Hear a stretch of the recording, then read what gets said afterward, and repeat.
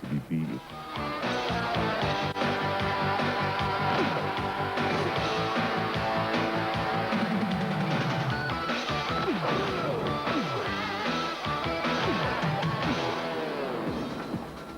Head-to-head for the final time, but who has the mental edge before the fighting starts? Hello there. The fight for the WBC World Heavyweight title is simply the biggest show on earth this weekend. We hope you'll be able to enjoy with us a night of action like you've never seen before. Bruno against Tyson, the star attraction, but there is so much more. Barry McGuigan and Nicky Piper are here to make judgments once they've examined the case for and against Bruno and Tyson. Our big fight team are in Las Vegas. This is the scene now, live at the MGM Grand Garden, the venue for our big event this weekend. Wonderful warm sunshine outside, and inside, final preparations to an arena which seats up to 16,000 people, and every seat has been sold ahead of this big fight extravaganza, many of them to British fight fans rooting for a Bruno victory. We'll talk to Ian Darke shortly as we look ahead to Bruno against Tyson from every angle. Will Tyson reclaim the world title, or can Bruno retain his crown far from home? Oh boy, you'll have to kill me to beat me that night, man. You'll have to murder me. I'm feeling that.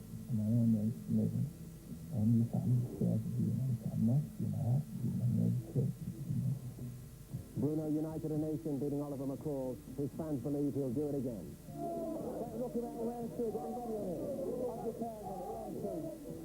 Tyson's comeback so far hasn't convinced every expert, and the debate is raging on. I think that's the far as Bruno, but I certainly give him a very good chance. That seems to be better than the center one. Oh, absolutely. Others will plead Bruno's case. Frank Warren believes Bruno will create British sports history. If all else fails, Frank has other skills he can still call on. Well, this is where it's all going to happen tomorrow. The MGM Grand Garden, it holds 16,000 fans. It's absolutely deserted at the moment, save the workmen who are setting up the ring. But it'll be crammed with fans tomorrow, nearly half of them from Britain. And those British fans have already produced some amazing scenes at the weigh-in last night. First introducing the challenger from Catskill, New York. Here's the former undisputed heavyweight champion of the world, undisputedly recognized as the #1 contender, introducing Iron Mike Tyson. 10 years since he first became world heavyweight champion as a 20-year-old, Tyson bidding to join the select band who've regained the richest prize in sport, the World Heavyweight Championship.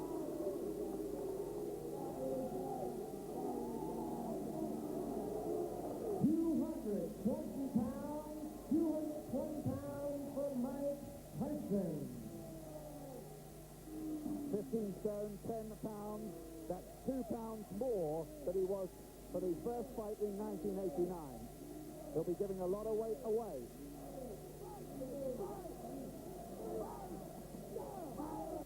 And now, ladies and gentlemen, introducing the reigning champion from London, England. He is Britain's favorite son, and the WBC heavyweight champion of the world, Bruno.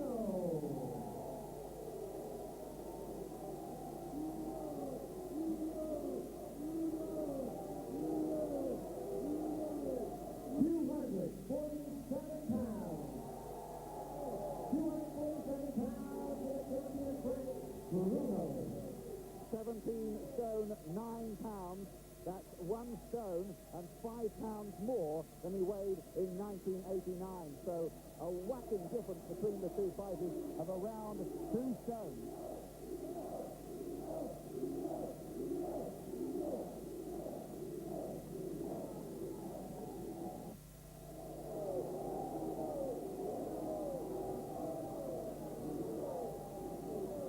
And just looking at that picture, you can see Bruno is the much bigger man.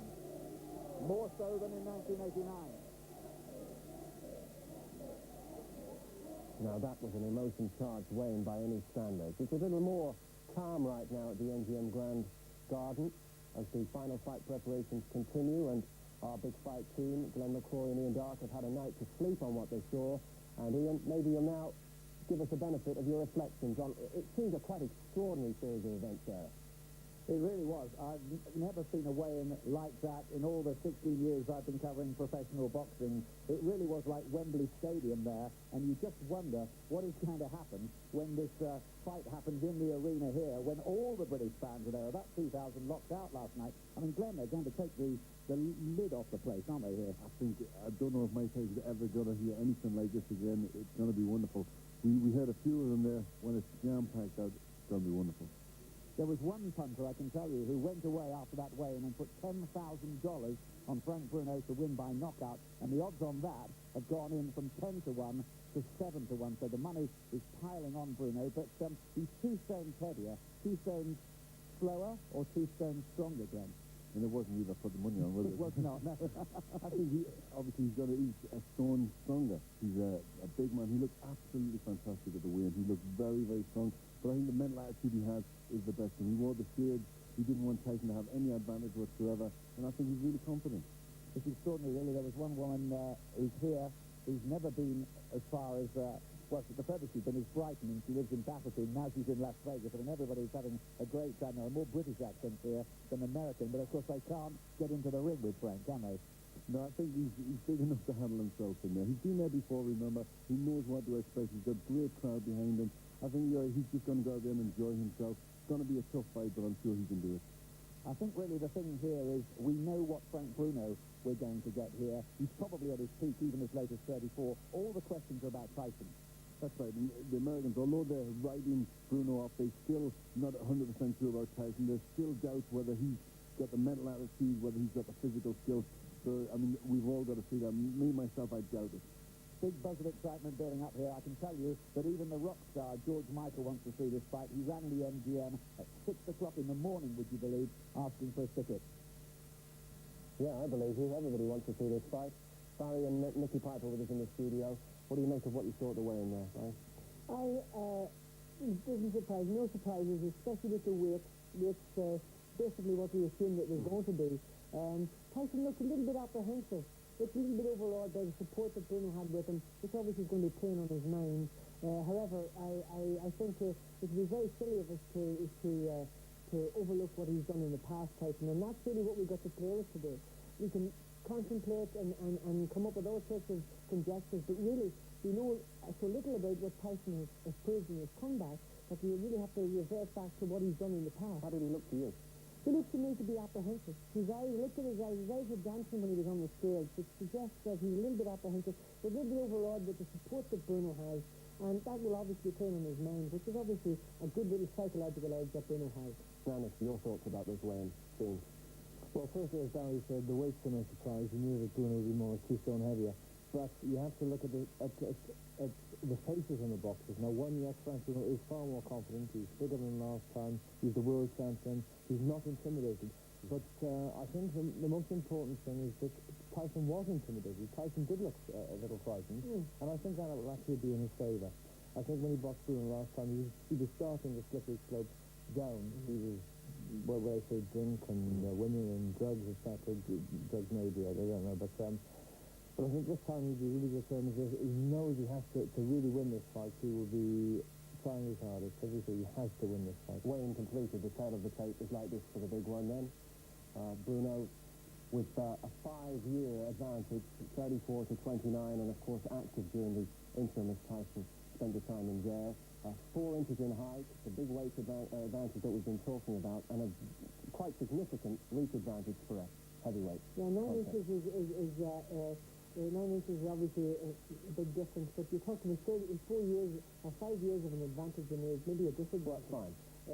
The one thing about Bruno is that he's been keeping himself training. He may be 35 numerically, but 34 numerically, but really he's extremely young in that he's always kept himself cardiovascularly fit, trained very hard, and looks magnificent. So I think he's matured rather than age. We've got so much to get through on this show, but I hope we're whetting your appetite. If you'd like more information about our coverage, once again, the number to call 0990 10 20 30. Lots to come. We hope to be joined shortly by Don King, so we're trying to extend the program by an hour or two. When we come back, we'll get inside the minds of the two fighters. Ian Dart met Bruno earlier this week for an extended chat to reveal his state of mind ahead of the biggest fight he has ever been involved in. hook or crook, I'm going to win, and I'm going to knock him out, you know what I mean? I've been away for too long. I've waited about 16 years to get in this position where I am, you know what I mean? And boy, he'll have to kill me to beat me that night, man. He'll have to murder me. I'm telling you. The long-awaited rematch between world champion Frank Bruno and the legendary Mike Tyson. I've been working 16 years for this. And Sky Television will be there. Mike Tyson looks good on my TV. This is going to be great. I'm going to be my judge. A fight to make British sporting history. It's England versus America. Live from Las Vegas in the early hours of Sunday morning. There's no way he's going to beat me. No way. No way. No way. Sky subscribers can see the big fight live. I'm a different person. I'm a champion for one, Mr. Dart, when you get a championship status, which I had like wrong, gave me the opportunity of fighting to get it when I went with him, you know what I mean? I thanked him, I could never thank him a million times for giving me that opportunity. John King to give me that opportunity. I'm just a new man, you know, different person, well-balanced, focused, hungry, know where I'm going, I'm older, and I haven't got much time, so that makes me a dangerous man. Do you think that you've established a psychological edge over Mike Tyson that wasn't perhaps there in the last fight? I think every way round, you know, like not being funny, Ian, if you look at the realistic, look at the chemistry of everything what goes on. If a man's been in prison for 3 years, and he's been at the ring if you say he's been at the ring for 4 years, yeah, out of them 4 years, he's been in prison for 3 years. If anybody's been in prison, if anybody knows prison, if anybody, you know what I mean, even been in a prison cell, you know what I mean, for 3 years being locked up in a room, it's got to be affecting your mind, it's got to affect your body, the food, the ingredients, the starch, what you have in the prison, don't do nobody no good. I don't give a monkey's Tyson ain't Superman. He's had 2 fights with Superman, really, Buster Matthews Jr. He's in them 2 fights, he ain't done no more than 10 minutes. He hasn't really been in with the hard punches like me, so I'm getting the Mike Tyson, couldn't get him at a better time, and I feel very, very confident about that. But the experts, the so-called experts, are denying that and taking that away from me and not giving me my respect that I've due. Now, I know you're not going to tell me what it is, but are you going in here with a definite strategy to beat Tyson? I've got so many different strategies to deal with the Tyson that I can't really tell you, you know what I mean? Because when I get in there, I'm just going to freak, you know what I mean? Like, you go to a disco, or you go to a club, or you catch someone, you're going to interview someone, hey, are you going to say, oh, yes, I'm going to sit like this, and I'm going to ask him? When you go in there, you take it as it goes, comes, you know what I mean? And I'm prepared. If it's war, it's war. If it's boxing, it's boxing. I'm prepared for whatever. You know what I mean? I'm conditioning my mind for whatever. It's going to get dark in there. It's going to be, I think it's going to be Sunday. It's going to be rain. It's going to be thunderstorm. But I'm prepared. I've conditioned myself. I've been away from home for 9 weeks Saturday, so I'm prepared for whatever you want to come with, you know? And is that your aim, to be the man that puts Mike Tyson into retirement? Very, very much so, and I think he wants to be sent into retirement because he's not happy with what's going around him at the moment, Mr. Dart, you know? The people around him is bad for the game, you know what I mean? He's not the right people for the game. And definitely send him into retirement to Las Vegas until he's paroled finished, then he can go into wherever he wants to go, New York or whatever.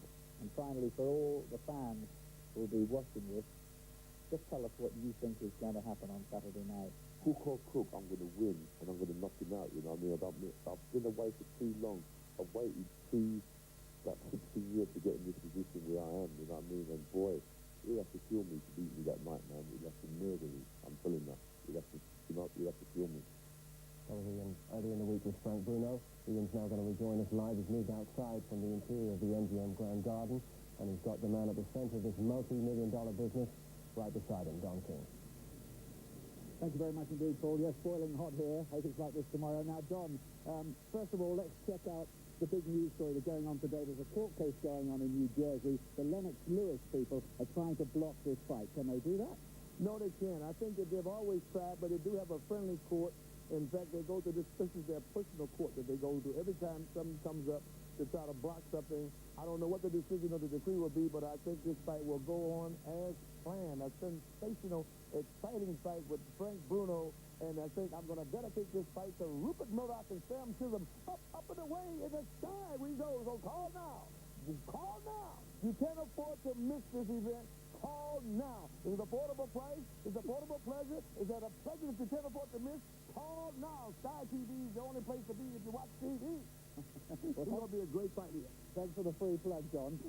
Just have a quick word about Tyson, because you're pretty close to the camp. What have you made of his demeanour in the build-up to this fight? I mean, we can't get into the training sessions after 4 rounds. He doesn't talk much.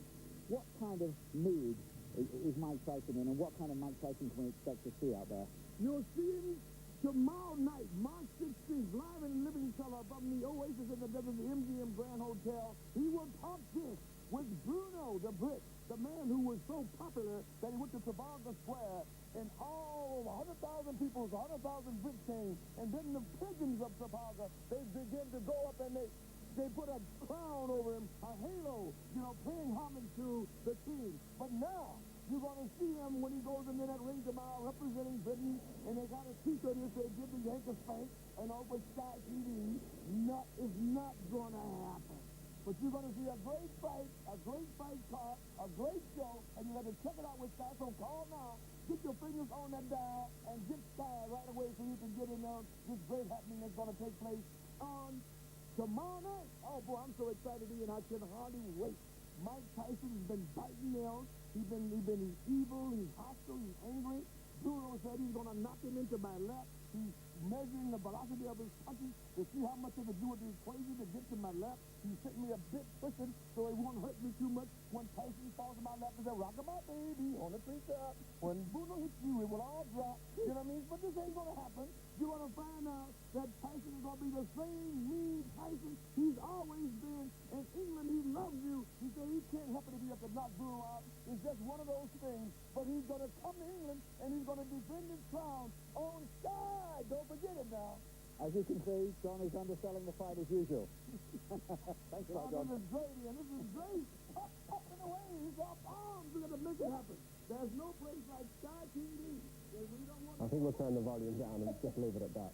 Now, in case you didn't quite get the message there, John suggested that you call this number for more on the big fight. Bruno Tyson.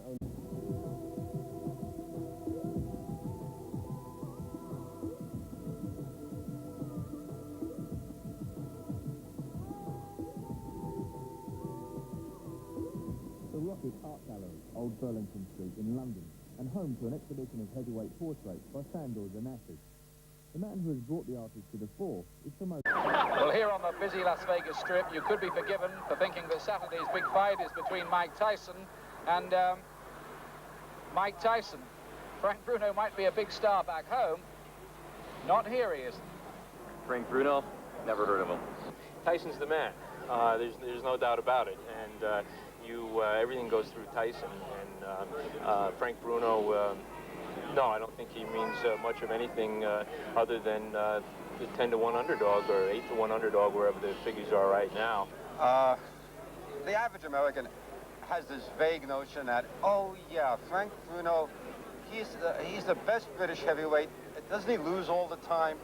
Wait a minute. Isn't Frank Bruno the heavyweight champion here? Isn't Tyson the challenger?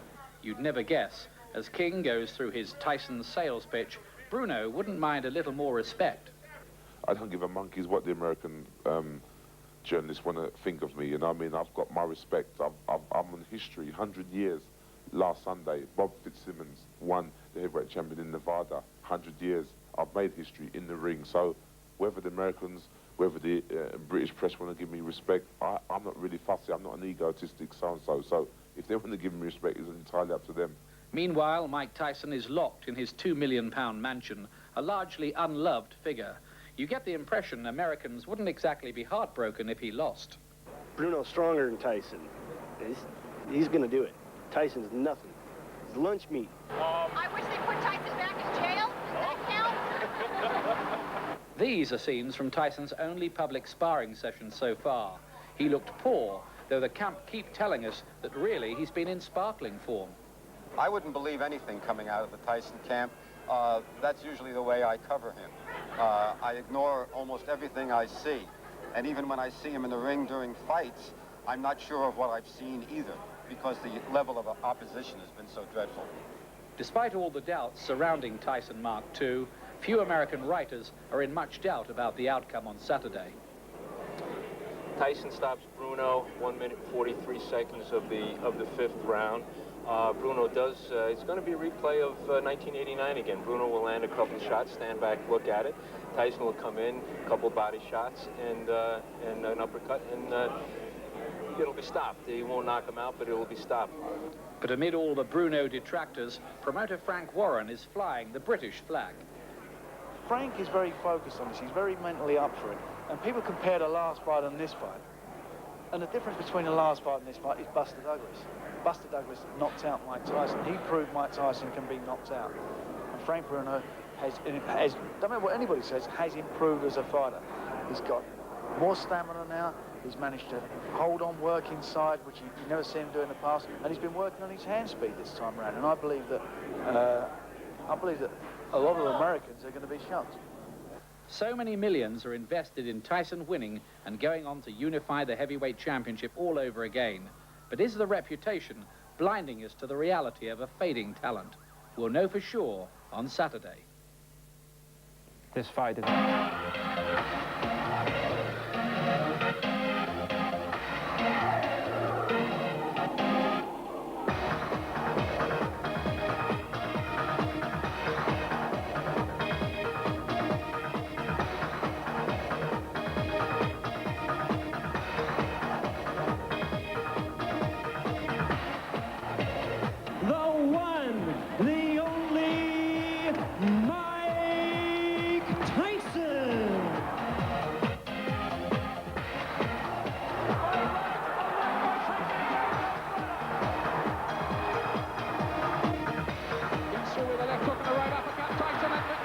He's down for the second time. Tyson suddenly breaks into top gear, and he's knocked out. Mathis is knocked out.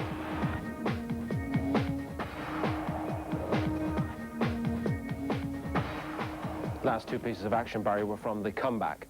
In America was split in August last year as Mike Tyson walked to the ring for his comeback. 5 years earlier, he'd lost his world heavyweight crowns to Buster Douglas. Then he lost his freedom when he went to jail.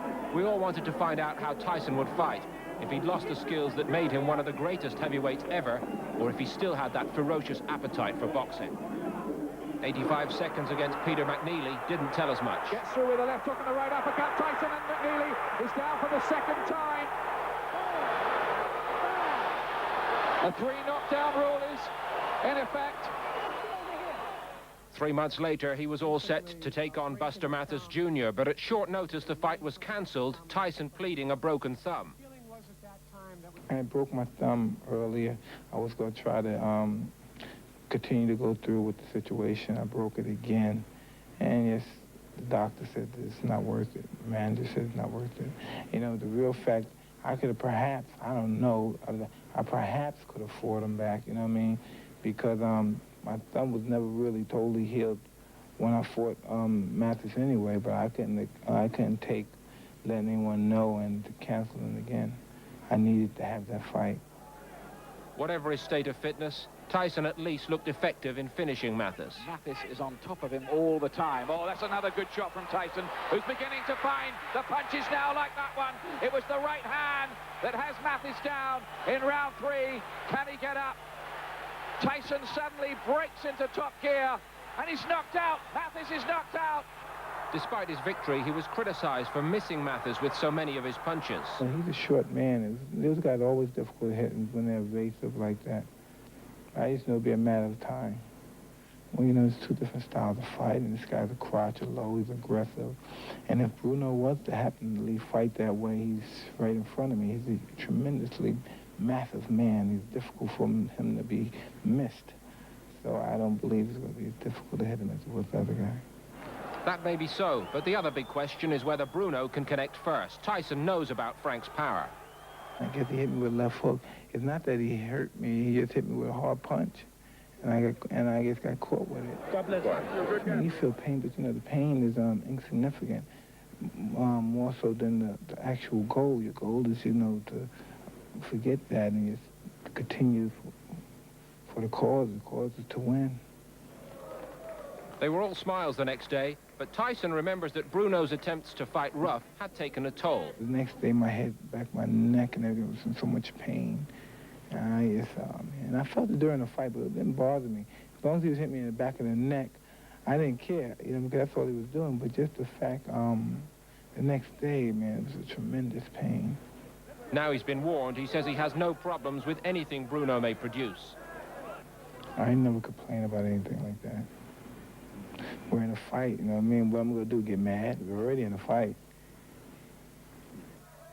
Don King has been planning ahead as usual. He says this is the first part of Tyson's bid to become undisputed champion of the world once more. You're not going to just go in there and walk over the guy. And I don't underestimate him. But I'm just sure I could beat him. I must beat him. I have to beat him. I have no other choice but to beat him. There's been talk that Tyson has been erratic in sparring, but there are still signs that Bruno faces an awesome punching machine. I just don't see him lasting with me. I'll be in just tremendous shape. I'll be in tremendous focus, and I'm going to just be throwing punches with bad intentions. I'm a ferocious fighter. I mean, it's vicious and ferocious. I don't know. It's just I thrive off that. You know, I mean, during fight, the tenacity, the viciousness, the ferociousness in a fighter, and it's just the way that I grew up as a fighter. Those was main ingredients in a fighter. Whole makeup, the ferociousness, the viciousness. And when I explain the ferociousness and the viciousness, people just think it's some mad dog, but it's not. It's to be relaxed, calm, and just to be persistent in your attack. After his extraordinary journey over the past 7 years, Tyson's honest about his change from champion in the first fight to challenger in the second. When I was 21, 20, 19, I thought I really believed that I could beat the world. I'm actually beat the whole world, the whole 5 billion people at one time. You know, I was a different person, man. That was just, and I realized people 20 years old, and they shouldn't never be champion of the world. It doesn't mix, man. In many eyes, Tyson is already one of the all-time greats, but only when he's facing Bruno in the ring will we find out if he is still the fighter he used to be. It's all there still for Tyson to go on to achieve immortality in boxing terms and maybe reunify the crown. What would be to try to take the WBA world champion, Bruce Seldon. And Seldon... champion of the world. Sensational stuff! He was unbeatable. But that was 8 long years ago, and now there's a new champion. What a fight we have here! Is Tyson ready? Maybe, maybe not. One thing's for sure, Bruno is ready. Live in the early hours of Sunday morning, a fight to make British sporting history. Sky subscriber over here tipping Bruno to win. Why? Because he's the champion. He beat McCall, he's confident, he's 17 stone 10. You know, why shouldn't he? You remember, he's facing the Mike Tyson of 1996, who was showing none of us anything, not a thing. You know, he's had 3 rounds of boxing. Buster Mathers, you know, he had a good punch, but nothing else. The jab's gone. You know, he's in disarray. You know, what else? What else? Well, you know what they say, Glenn? They say that fighters are the worst judges of boxing. Now, Bruno, I think, has got more chance of beating Tyson this time round than he had 7 years ago. He's that much bigger. He's probably a little more powerful. But the most important thing, he's got confidence now. He is the champion of the world, the WBC champion of the world, and he believes in his heart that he could win this time, whereas 7 years ago, he didn't expect to win. So if you're saying that he's... wait a moment, let me finish, let it go on. But he's no quicker, right? And he still can't punch in combinations, and I think if you beat Tyson, you've got to be able to throw 3, 4 punches together. And that's something Frank has never been able to do. Sure, he's got the power with one shot, but you're not going to knock Tyson out with one shot. Well, let me ask you a question. Does anybody at this table think that Frank Bruno can win a decision from Mike Tyson? No, not in Las Vegas. Not me. Not in Las Vegas. Not anywhere. No, I don't think so. But I don't think you'll have to. But I point out one thing to you. Frank Bruno, who is a good puncher, and I think we all agree he's big and strong and he can punch, has yet to knock out a top-flight American heavyweight. What makes it kind of knock? Can I make a point to you? Well, let me try and stop you. No, bye. He fought what we can consider 5 world-class heavyweights in his career. We'll go through them. Bone Crusher Smith, he never put on the floor. Tim Witherspoon, he never put on the floor. Mike Tyson, he never put on the floor. Lennox Lewis, he never put on the floor. Oliver McCall, he never put on the floor. Not that he hasn't knocked them out. He hasn't even put them down. The difference how is he going to do it to Tyson? Well, the difference between fighting them and fighting Mike Tyson is all of them guys know how to survive. Do you think that at some stage in the fight, however short it lasts, or however long it lasts, Mike Tyson is going to hit Frank Bruno on the chin? Sure. Right. Now, you know what happens to Frank Bruno when he gets hit hard on the chin. There's an electric light in his brain goes when out. all of us get hit hard on the chin. No, Believe me. No, there's a difference. A lot of fighters, when they get, they go on the floor, they let their head clear, they go. Frank stands there as if somebody's turned a switch off in his brain. Frank was programmed. His early fights, he was programmed to win. And he was programmed to win. Yes, he was against McCall. He was programmed to survive. So you don't think this time? He was programmed to survive. You're saying to me then... So when the chips were down there, when he got hit, then he grabbed. It was crude, but it worked. And that's all you got to be. And I'm sure he'll be crude in this fight. The difference being in this fight, Mike Tyson's only going to be 15-10. So when Frank puts the handcuffs on Mike Tyson's going nowhere. All right, we'll see. Fellas, he's quick enough. What do we make of all these stories coming from the Tyson camp? I mean, we're told by the corner men that he's looking great, he's sending the sparring partners to hospital. The only time anyone sees him, he looks awful. Where's the truth? And not only that, and then when he had another chance to show us what he had just 2 days ago, he locked up the gym. So obviously, you can't believe any of that. I mean, I think I heard John Horn say last week, they started with 14 sparring partners, they're down to 3. The rest of them were in hospitals. I mean, come on, you know that none of that is true. And you know, I asked him when he had his last... I got through 9 weeks of it when he was in his prime, so don't tell me that all these big 6'4" guys... You look well on it. Yeah, but... He's a softer character, isn't he? Maybe. It didn't look any fire at all against Matt. He's not going to be the same fighter. All I'm saying is, I mean, I'm not arguing that Mike Tyson is as good now as he was. He'll never be as good as he was. We know that. But I say that even a Mike Tyson that's 70% of what he was is still too good a fighter to lose to Frank Bruno. That's all. I am not going to go so far as to pick Bruno, but I certainly give him a very good chance. Because he's better than a 10-to-1 on chance. Oh, absolutely. I give him a very good shot as well, but I don't think he's going to do it. Now, I need to see a demonstration that Tyson doesn't have the chin, because I think that really, to beat Bruno, what you need to have is that durability. Just take him past the halfway point, you're going to But do you think Tyson can be good for 12 rounds? No, I don't think he can be good, but I think he can be strong. I think he can be strong for that long. But Bruno's outweighs him by, what, 20 pounds or something? I know, but where Bruno gets soft, it's not here, it's here. Hey, fellas, we got work to do. It's time to fill in the scorecards. Glenn, I think we know where yours goes. Come on. Bruno, inside the distance. Colin? Tyson, 4. Wally? I'd give Bruno a little more than that. I'd say Tyson about 8. Looks like we got a split decision, and Mike Tyson is the new champion. Or is he? And somehow Ian Darke retains his impartiality. Well, maybe he's entitled to do that. He's going to call the fight for us. And there's quite a discrepancy between the numbers in London and the United States. Bruno's 3-1 against in this country. Tyson's a 9-2 on favourite. But in the States, they make Tyson a 10-1 on favourite. Bruno is 7-1 in the casinos in Las Vegas. They are big odds in a 2-horse race in any sport. Draw 50-1, both bookmakers on both sides of the Atlantic in agreement there. There's been a lot of patriotic money in this country for Bruno. Bookmakers said today they've had 95% of their money for Bruno, but they do report the single biggest bet to Tyson, and one punter in Britain has had £50,000 on Tyson at 9-2 on. Back live to Las Vegas. Now, if you thought I was guilty of overcooking the pudding this week, speaking about this event as the major event in the world, have a look at this. This is the scene outside the MGM Grand Garden, where the trucks of the various media companies and the broadcasters from around the world who will be taking this fight with you as we watch it live here tomorrow. This is how difficult it is even to get a park in the car park space. Just as well Ian Darke got here early,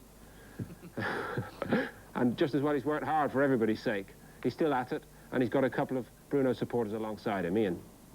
Yes, I have, yes. Well, I told you the rock star George Michael was going to be here. We've got a couple of the guys. You normally see them on a Friday night on that other channel somewhere. Frank Skinner and David Baddiel, fantasy football, you know them. It's going to be fantasy boxing, isn't it, if Frank wins this? Oh, definitely. We're very confident, though, are we not? We're very, very confident, although we're a bit upset because we got here and discovered there's been a mix-up. and we're actually fighting each other on the undercard. Yeah, that wouldn't be a bad fight. That'll be a blow. He's going to have to take his glasses off. Yeah. But we are. I'm missing West Brom Barnsley for this, so it better be a good fight, I'm telling you. Well, they drew 4-4, didn't they? Oh, West yeah. Brom? Oh, we've turned the corner now. Las Vegas is alive with the news. Now, what did you make of Don King? I mean, mixing with all these boxing people, it's a bit different from football. He'd be a good goalkeeper, wouldn't he, Don King? Ian, there's an old black country saying, never trust any man who looks like a shaving brush. He would be a good goalkeeper because nothing could get past him here, could it? He'd just have to stand there and stuff would bounce off his head. You two really boxing fans? Or I'm a big boxing fan, yeah. I saw George Foreman here, actually, last night. He's changed. He doesn't use the ukulele anymore, any? No, I love boxing. The one thing that annoys me about boxing is whenever you watch a fight on the telly, there's a fantastic woman comes out holding up the round number, and you only just see her out the corner of the screen. It concentrates on a fat man covered in Vaseline spitting into a bucket. Yeah, but you see They've got their priorities wrong. You presumably see the numbers girl the whole time, do you? Yeah. We never look at the numbers girls. Obviously not. Oh, no, we're busy looking at our scorecard. You know that. Yes. Yeah. Who's going to win? Now, I keep a scorecard on the numbers girls, actually. Have you had a bet? I'm going to, yeah. I'm going to bet on about $4 on Frank. Yeah. What about you, David? $4 grand? No, that's a lie. That's complete rubbish. Sorry, I'm just frightened by what Frank just said. Basically, the fee I'm getting for this interview.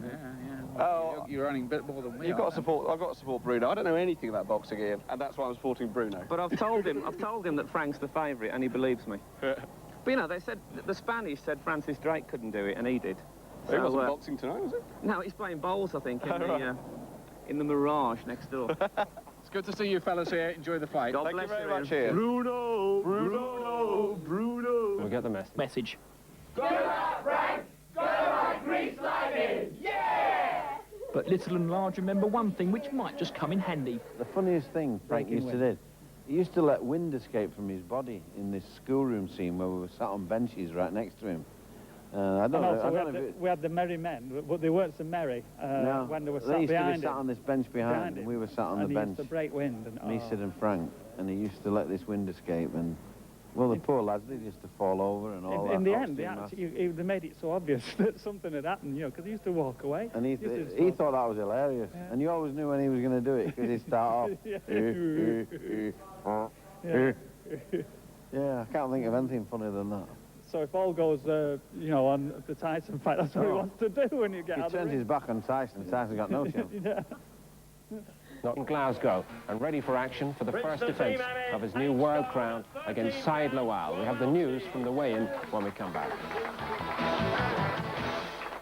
It's showtime, as they say in America. Frank Bruno, the WBC heavyweight champion of the world, meets Mike Tyson in around 15 hours from now here in Las Vegas. Thanks very much indeed. The fight takes place here at the MGM Grand, the largest hotel in the world. All 16,500 tickets have now been sold for tonight's contest, and that includes the most expensive ringside seats at £750 each. Mike Tyson, the former undisputed champion, came face-to-face with Frank Bruno at the weigh-in. A noisy occasion was witnessed by Bruno's wife, Laura. The Grand Theatre, with a capacity of 1,800, was full with journalists from around the world. 220 pounds for Mike Tyson. And now, ladies and gentlemen, introducing to you the defending champion from London, England. Here is Britain's favorite son and the WBC heavyweight champion of the world, Frank Bruno. Also present, over 500 Bruno supporters from England. They gave the champion an excellent reception when he stepped on the scales. 247 pounds. 247 pounds for the champion, Frank Bruno. Bruno, at 17 stone 9, will have a weight advantage of 27 pounds. There's great pressure on the champion as he tries to retain his title, but he's certainly in confident mood. I'm not making it America versus England because, believe me, when I've been over in America, the people want me to do a job. They want me to do a favour. A lot of people, I'm not being funny, I'm not being cocky. I'm trying to, you know what I mean, make it out to be England versus America. They want me to do Tyson a favour and wipe him out. You know, no disrespect to him. I think on his own, he's probably a nice guy, but he's got some amateur and some naughty people around, and they need a lesson being taught. He hurt him last time when he fought him. And it's really going to be a lot about what Mike Tyson's got left. Who knows what he's got? Who knows what it's going to be like for Mike Tyson after 5 or 6 rounds? There's a lot of question marks, more question marks over Mike Tyson than there are over Frank Bruno. He's had his chance. He's had his money. He's made history. I'm going to wipe him out and do him a favour, you know what I mean? So he can go to his house in Vegas and chill out. As for Mike Tyson, he's been training hard, we're told, at the Golden Gloves gym in Las Vegas. But nearly all of those sessions have been behind closed doors. But a man who's seen all of his workouts is gym owner Hal Miller. He provided this assessment. I like his attitude now. And he's a real good puncher, boxer. So whoever said anything else but that, I say that Mike Tyson is one of the best coming right up again. And he'll be champion again before the time is out. Bruno gonna jump off the London Bridge. We're gonna make him jump off that London Bridge. We sitting him back there, beltless. What else? Mr. Crocodile is Tyson's official motivator. He's confident about his employer's chances, along with the rest of the camp. There's no doubt about it. We know we're going to get the victory. Inside of 5 rounds, the fight will be over with. And this is what we truly believe, and from the way Mike looking, and from the way that Bruno looked, and it just, I can't see it going past 5 rounds. The only thing I know is that Mike Tyson is in the best shape he could possibly be in. Given that factor, I don't think there's no man in the world can beat him. There's no such thing as upsets and mistakes when they get in the ring with Mike Tyson. Either Mike is in shape or he's not in shape. Either he's ready or he's not ready. Them are the determining factors. What kind of condition, mentally and physically, that he's in. One loss that he had in his whole life, Buster Douglas, he wasn't physically or mentally prepared. Mike is very humble, but if you ask me, I don't think it's going to go more than 2 rounds. Not to take another one from Frank Bruno. I think he's a good fighter, great competitor. It's just that he's up against someone very special. Having achieved so much in boxing, what ambitions do you have now? Can you tell us? It's the win. It's the win and be a good father. Try my best to. It's something new. You know what I mean? As far as myself putting in the time, it's pretty exciting. Does boxing still mean so much to you? We know that you're a sort of connoisseur of the old heavyweights. You love to talk to them. Do you still feel the love for the game? More or less, yeah. I love boxing. I'm always loved boxing. I never have anything derogatory to say because boxing uplifted me and my life and my social status so much that it's incredible to even ever think about saying anything blasphemous about it. British fans will wonder and would like to know, because you have a big following, what sort of things do you like to do when you're not training and you're not preparing for a fight? What interests you? I like to go to Maryland and spend time with my daughter. A proud dad? Yeah, I'm very proud. She's the love of my life. Yeah, and she's sleeping well, not keeping you awake too much? Well, I haven't spent much time because she's only 3 weeks old and she's giving her mother a run for her money. Now, tell us about this fight against Frank Bruno. He's an old sort of friend of yours, isn't he? How do you rate him these days? Frank is a very good fighter. I respect Frank a great deal as an individual. He's a very competitive fighter, and I'm just looking forward to doing well. How impressed have you been with Frank Bruno since he beat Oliver McCall for the world title? Well, you know, he fought Oliver McCall, and he put out a very good showing. And I'm just happy they gave me an opportunity to fight for the title. What do you feel his main tactic will be against you, Mike, to try and stop you? I don't know. I'm sure he'll be prepared, so will I. Do you see it going long, the fight? Regardless, whatever the outcome, I'm going to be prepared. Right. And at this stage, can you describe your mood? The fight's just around the corner now. How do you feel inside? I feel pretty good. I feel very confident about the fight. Having achieved all that you have, do you still get sort of nervous? Do you get tetchy? Do you get irritable with people? All the time, but it's just a part of feeling confident. And if we were to ask you for a prediction, what would the prediction be? Spectacular win. And just to reassure you that it does all still go ahead, Lennox Lewis's legal attempt to block the contest in Las Vegas has been rejected by a New Jersey court overnight. However, the judge ruled that Lewis had been treated badly by the WBC and that he should be the next opponent for the winner of Bruno Tyson. So Radio 5 Live for live coverage of that big fight in Las Vegas, around about 4 o'clock in the morning. What's that now, Joe? 8 stone, 13 pounds. Okay, all right.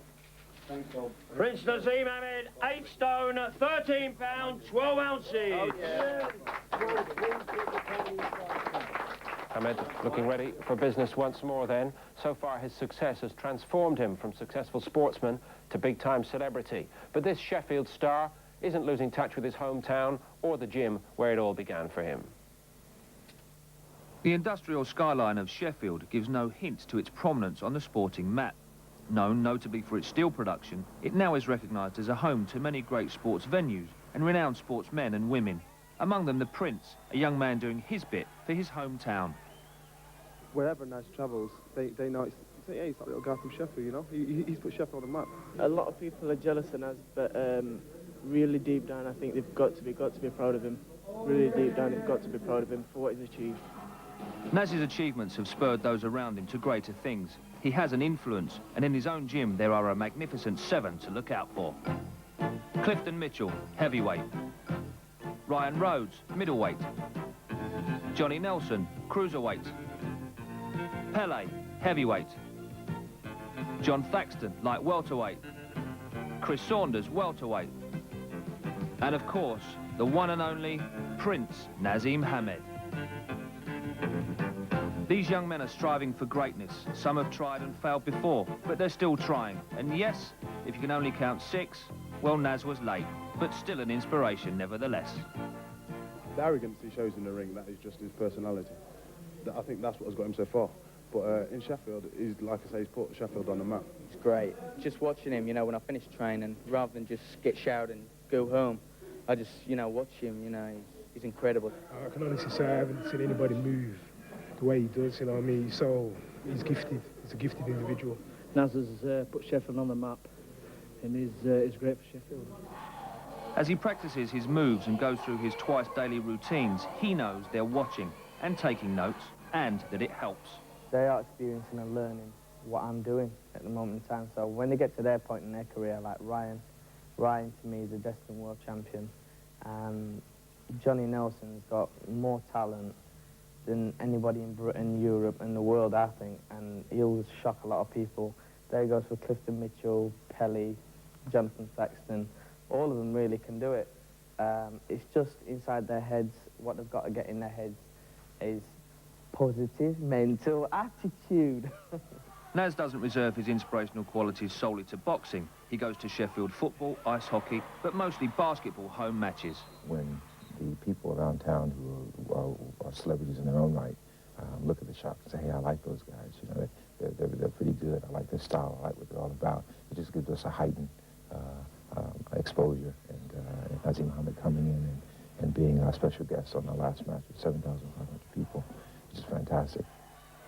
They appreciate me coming down, and I got down, had a laugh, went on court the other day. I mean, to give my own vest, Prince Naseem on the back, number 6, so it's cool, you know. The people of Sheffield are appreciative of Naz's support. At the city's town hall, I asked the Lord Mayor just what it meant to the people themselves. He gives us a profile, he helps our profile, a sporting profile, and he talks about Sheffield. He's an ambassador for Sheffield elsewhere.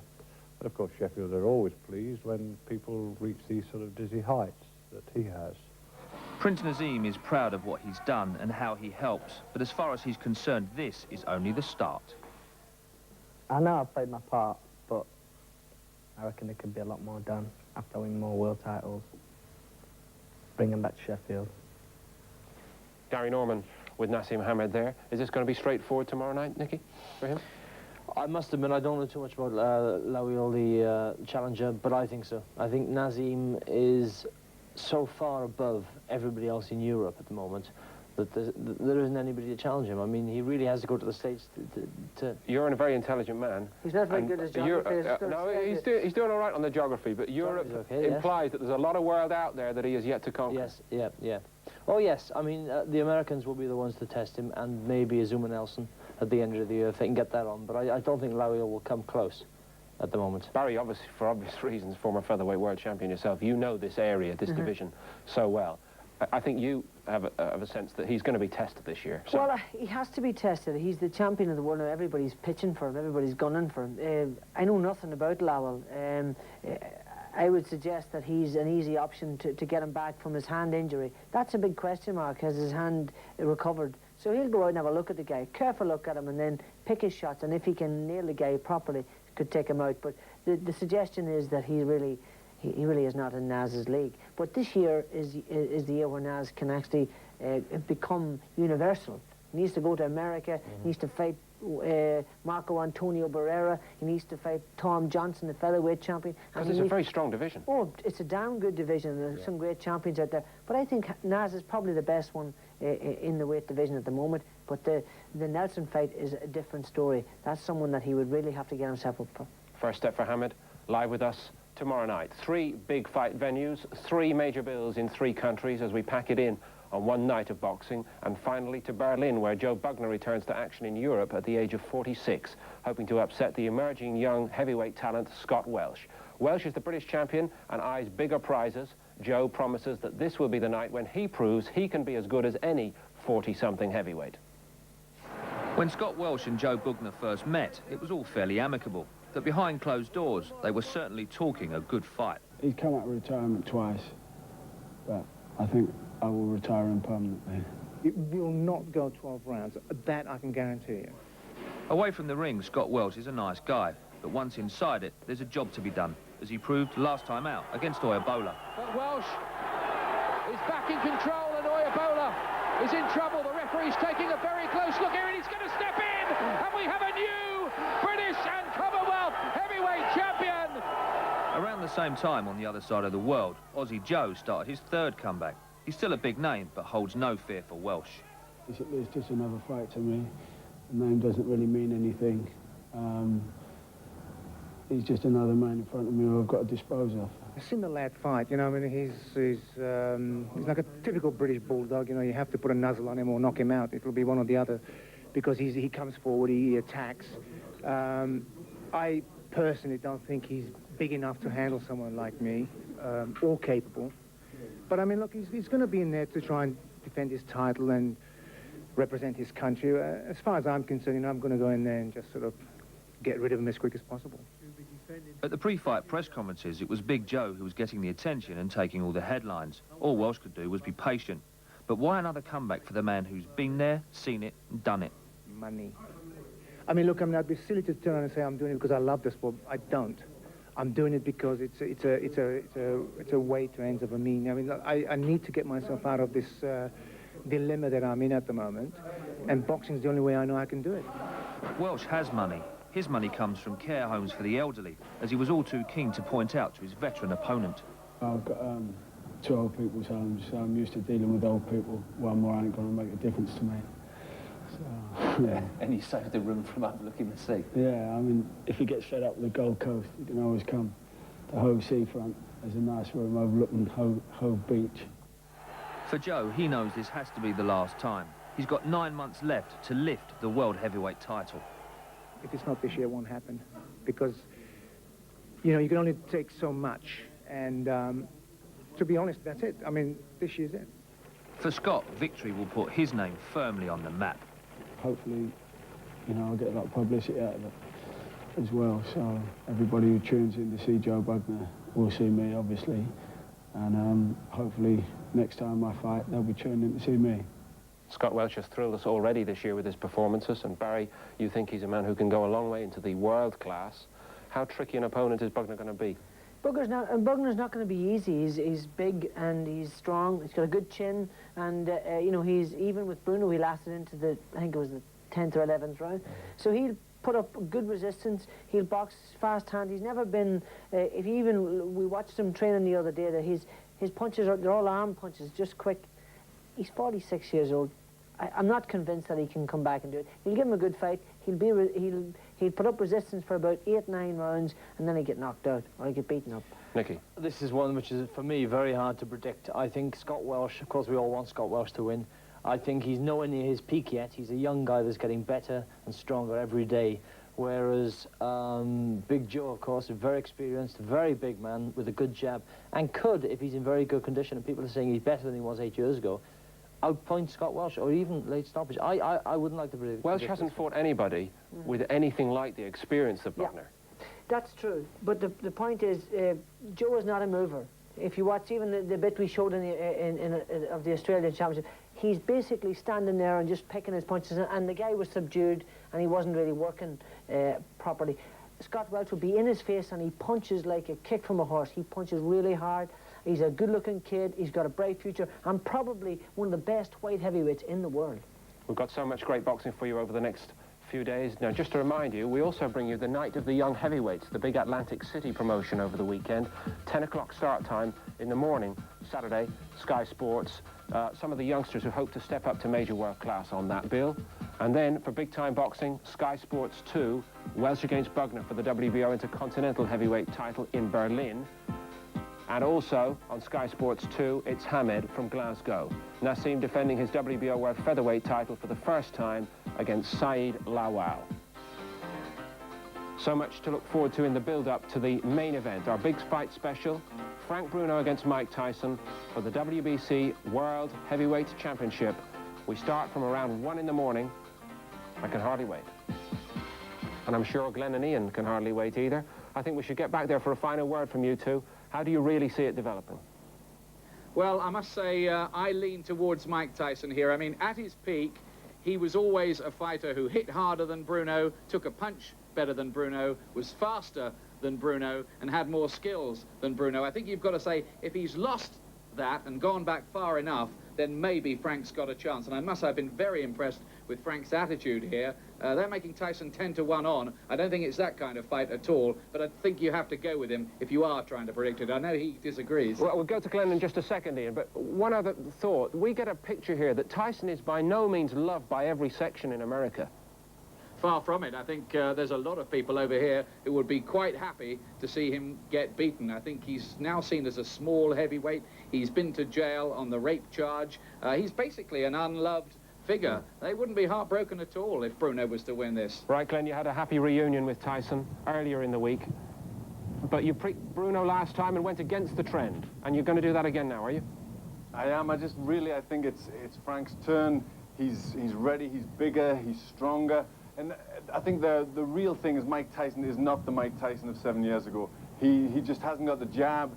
He's not the same movement. He hasn't got the camp around him. I just think there's so many things which are going to take away the ingredients that was the once great Mike Tyson. And I think Frank Bruno does everything basically very well. The jab is going to keep him off. And then I think the big punches, you could see Mike Tyson rocked, and you could see a big shock, and you could see Frank winning the title, keeping the title. All right, very good work. Thanks, fellas. Hope you're going to enjoy your pre-fight preparations. Thanks for now to Glenn McCrory and Ian Darke. And just before we close, we'll have a quick word here in the studio, and I mean a quick word with Barry and Nicky. I'll put you on the spot first, Nicky. I think Mike Tyson in about 7 rounds. I hope Frank wins, and he's got a very good chance, good betting odds, if you want to flutter with your money, but I think Mike Tyson will come through. I agree. The safe money should go on Bruno. He's worth the risk. However, in past record, you've got to go with Tyson as favourite, but don't be surprised if Bruno puts him on the seat of his pants. It's going to be great, isn't it? Nicky and Barry will be an integral part of it, along with all the team in Las Vegas. Hope very much you've enjoyed the show and our preview programs throughout the week. We'll see you again on Saturday night for a rare sporting event which will truly bring a country together. And who knows, even the opposing heavyweights in the big one in Berlin will probably speak with one voice about Bruno's chances stateside. They may even fancy meeting him again, but they're certainly right behind him when it comes to the big one. From the team, bye for now. Good luck, Frank. I'll be cheering you on. I know you can do it. Later. Big Frank, this is your old foe. You knocked that son of a gun out. Tyson in 5. You do it, son. Mr. Bruno talking very brave and courageous. In a fight to make British sporting history. Mike Tyson is not the Mike Tyson of 7 years ago. The world is in for a big surprise. The time for talking is over, and there's no turning back. Get it on! Tonight, Frank Bruno will step into the ring with the legendary Mike Tyson. There's no way he's going to beat me. No way. No way. No way. Sky subscribe. Of boxing of all time, and the climax will be Bruno against Tyson for the biggest prize in sport, the WBC World Heavyweight Championship. Now, WBC World Heavyweight Champion. There's no way he's going to beat me. No way. No way. No way. Champion Bruno meets challenger Tyson. And Garden in Las Vegas, more than 16,000 people in this arena. Every seat has been sold for the main event. The live boxing about to get underway. We also have 3 world title fights on the undercard for you from there tonight. And across Britain, everybody's going to root for Bruno, surely. Earlier tonight, we were in Glasgow. We witnessed Prince Nassim Hamed demolishing the challenge of Syed Lawal in pretty quick time. The party is about to start, and Hamed will be the guest of honor, cheering Bruno on at that party in Glasgow a little later in the evening. So settle in with us. The pursuit of the biggest prize in sport has been an obsession that has driven Frank Bruno since his teenage years. He'd already failed in one bid to become the WBA world champion when he went to the United States to try to wrest the WBC world heavyweight crown from a feared world champion, Mike Tyson. The date then, February the 25th, 1989. The venue, the Hilton, Las Vegas.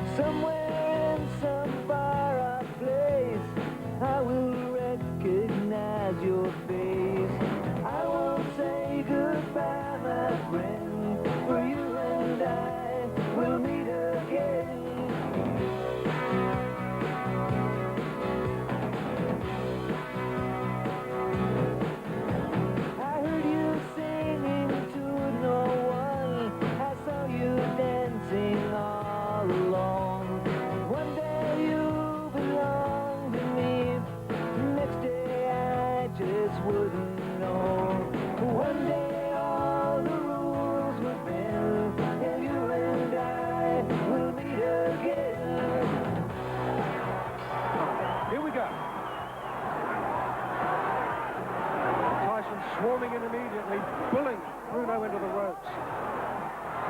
Bruno rocked, and he's in trouble, and he's down! Maybe someday our roads will cross.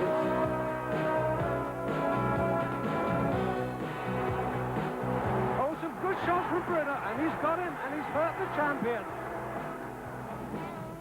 He came back up again. He hit me with left hook. It's not that he hurt me, he just hit me with a hard punch. And I guess got caught with it.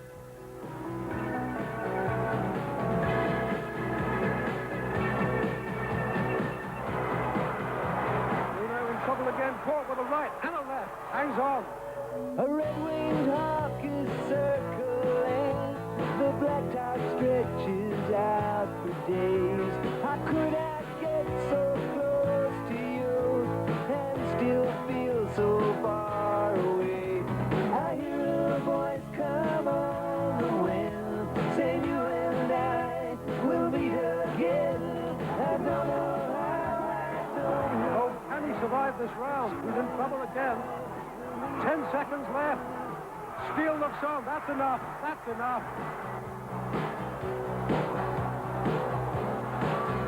And the way he was talking, I knew he was hyped. He was ready to go. And I knew I was the best fighter in the world.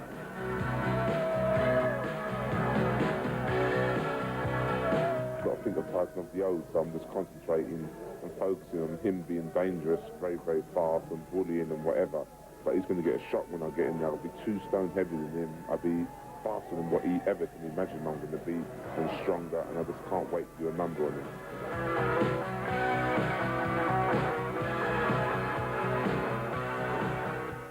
It wasn't quite good enough first time round. It is your time, your date with destiny. Tonight, your talent, your honesty, and your courage will speak for you. And we are with you. Frank, you've beaten the odds before. And Frank, this is how legends are created. Britain stands behind you. 19 years ago, 1982, the year that a gawky, awkward, naive 20-year-old Frank Bruno began his professional career, telling us that one day he would rule the world. Bruno had grown up as a bit of a tearaway and bully on the streets of Wandsworth in South London. His first fight was with his teacher, and they sent him to a school for problem children. He cried all the way there, But in his early days, he was a bit of, well, pretty awkward. I mean, you go through those things, but not nasty with awkward, but I mean, you know, challenging and wanting to be noticed.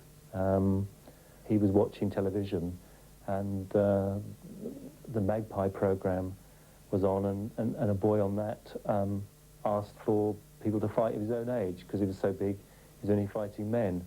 So we contacted the Magpie program, they put us in touch with the lad, and we went up there, and they fought, and only lasted one round. Bruno's fighting became legit in the ring. In 1980, he became the ABA heavyweight champion. Bruno had signed with Terry Lawless, who'd already produced 3 world champions in John H. Stracey, Maurice Hope, and Jim Watt. Then they were almost like father and son, and they had a powerful promoter behind them in Mickey Duff. Bruno was so keen in those days, they could hardly keep him out of the gym. If a boxer likes training, it's very hard to stop him, because boxers have very little to do other than train. But Frank's career was nearly stillborn because of eye trouble. We had to send him all the way to Colombia to have the treatment, but the treatment was successful, and we paid all the costs of it, and eventually was granted a license. Who cared that the opponents were hand-picked for harmlessness? Big Frank was knocking them over, and even though he rarely intended it, he just had that way of making you laugh. The nation was suddenly hooked on this big, doleful, ultra-polite bloke with the deep voice. Everybody out there, Harry, I'd like to wish them a happy Christmas and a prosperous New Year. Thank you very much. As a pro, the first alarm bells were ringing in his 19th fight. Bruno was poleaxed against ex-jailbird Jumbo Cummings. Oh, what a good right hand, right on the bellum. Oh, Bruno's gone. He's gone. He survived somehow and went on to win. 7 months later, in 1984, his unbeaten run came to an end. He dominated for 9 of the 10 rounds against future world champion Bone Crusher Smith. Then it all went wrong. And he doesn't know where he is. Smith doing a Cummings on him. And Bruno looks out on his feet to me. Oh, he's got him. Oh, dear me, the end of the Bruno story by the look of this. But I can remember at the weigh-in, Bone Crusher turning around to Frank and making a remark to him like, I'm going to knock you out, or words to that effect. And Frank looked at him. I kept saying to Frank earlier on, I knew that fella was going to do that. Frank, don't let him get you. Don't, if he do, but don't show any signs of anything. It's an amazing thing. I had a spirit, like a spirit message. At the end of the 9th round, I walked out of the building into the dressing room. I said, I can't take this. I had a feeling, a premonition, something was going to happen. This could have been the end of the Bruno story. It wasn't. He continued to chase his improbable dream, and after he'd spread eagled the world-class South African Hedy Coetzee, the chance came to challenge at last for the world title against Philadelphia's terrible Tim Witherspoon.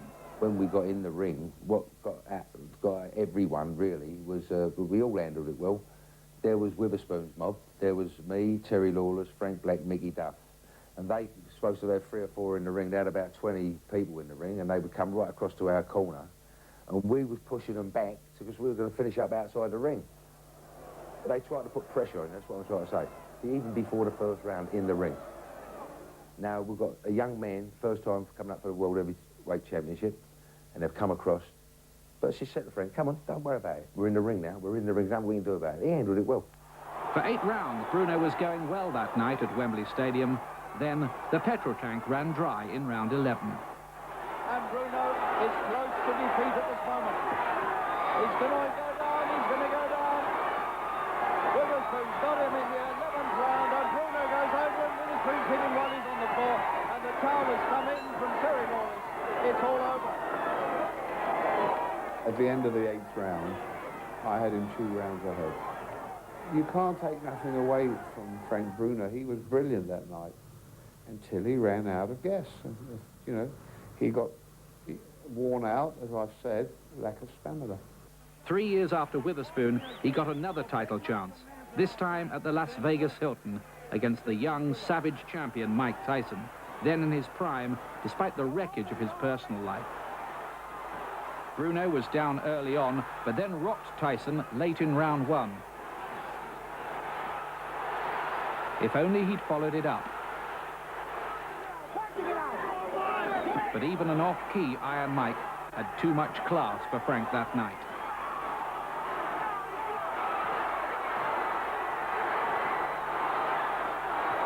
The only reason he got beat with Tyson was he got hit on the chin. He was down in the first round. It wasn't caught properly, but it was caught enough to be dropped. And he got up without a count, I think. And that went on. And then he was, in my opinion, comfortably ahead at one stage, always with the danger of being knocked out. Then he got tired and got on the ropes and had nowhere to go. The same ending as the others. After Tyson, Bruno still came home a hero, but surely he was finished at world level. He needed further eye surgery, and the long-time partnership with Terry Lawless broke up acrimoniously. Lawless is still so upset by that split that he declined an invitation to talk about it on this program. Bruno had now matured. He was his own man, making his own big decisions. The experienced George Francis had taken over as trainer. But a third world title attempt against Lennox Lewis on a rainy night in Cardiff produced a carbon copy ending. Good start, no stamina or survival instincts. But against Lewis, Bruno had perhaps boxed better than ever that night in defeat. Promoter Frank Warren snapped him up, and Bruno, fighting on when most would have given up, engineered a fourth and surely last chance against Oliver McCall. The rest, you know. Bruno is the champion! Challenger, 1986. Challenger, 1989. Challenger, 1993. Challenger, 1995. Now, WBC World Heavyweight Champion. There's no way he's going to beat me. No way. No way. No way. Champion Bruno meets challenger Tyson. The entrance of the gladiators is less than 10 minutes away. In the last few days, Frank Bruno has been working very hard to project the usual affable exterior, but scratch the surface and you find a man motivated by an obsessive desire for success and a desire for revenge. Ian Darke asked Bruno about his last meeting with Tyson and why he believes it will be different this time.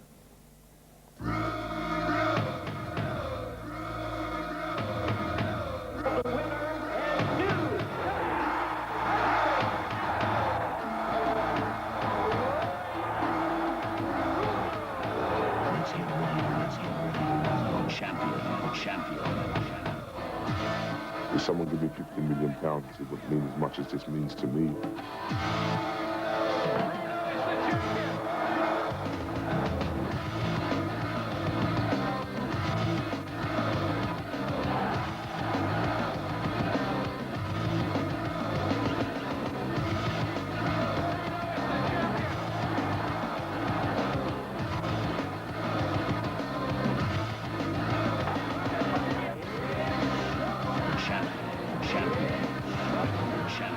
I'm the champion, the WBC champion. He's going to try and take it off me, but he's only going to get a look at it because his time is gone. I'm going to be a vicious bastard, you know what I mean? And he's going to get hurt. I want him to be fit in Don King's lap when I punch his face in. It's America versus England. It's a war. But as I said to President Clinton, Mike Tyson will look very, very good on my CV. I've been up, down in the gutter, treaded on, spatted on, disrespected. I've been through all that. This time is my time, it's my future, and I can't wait to fight Mike Tyson. Now it's revenge time, and he wants to clear the decks. He's going to come away with his belt, and we're taking it back to England.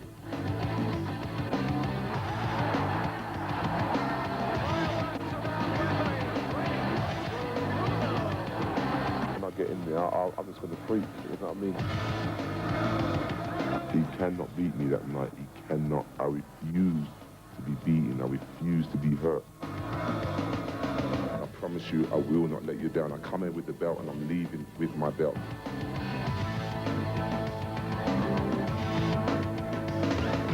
We're getting ready to rumble, we're getting ready to see Tyson tumble.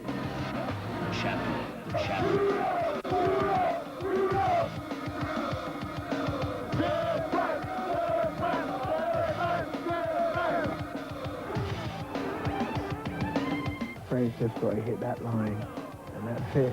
If Frank is ever going to beat Tyson, this is the opportunity. I'll be cheering you on. I know you can do it. My dad's going to win, that's all I know. There's no way he's going to beat me. No way. No way. No way. Hook or crook, I'm going to win. Boy, he'll have to kill me to beat me that night, man. He'll have to murder me.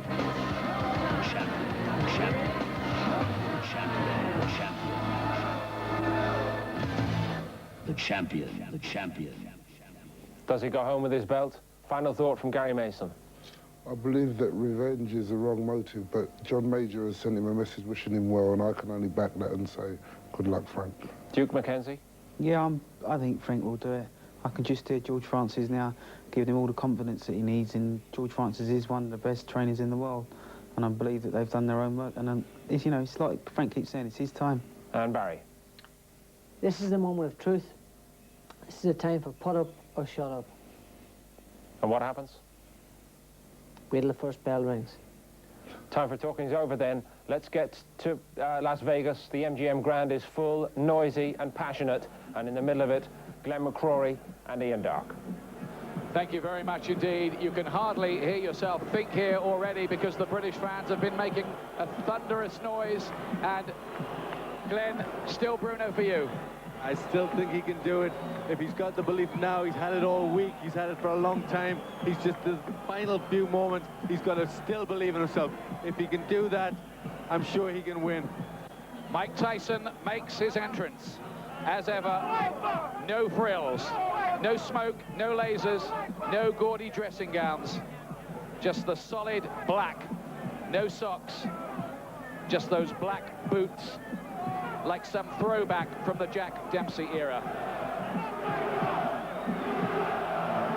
This is the reception he will walk out to. Tyson has been telling us this week he wants to fight in England. When he walks in here, he'll feel like he is in England. His reign of terror in the heavyweight division ended, of course, 6 years ago, and his comeback so far has been unconvincing. Is this too far, too soon for the old, savage, ferocious champion?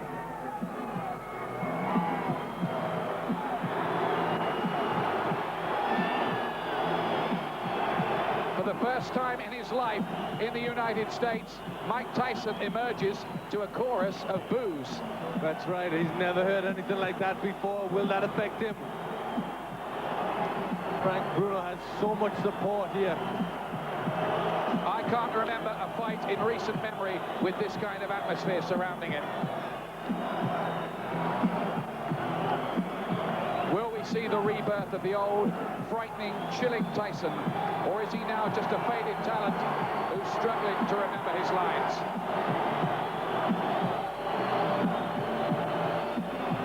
Mike Tyson, sometimes he cuts a troubled, joyless figure, a man for whom boxing is the only thing that makes sense in a turbulent life.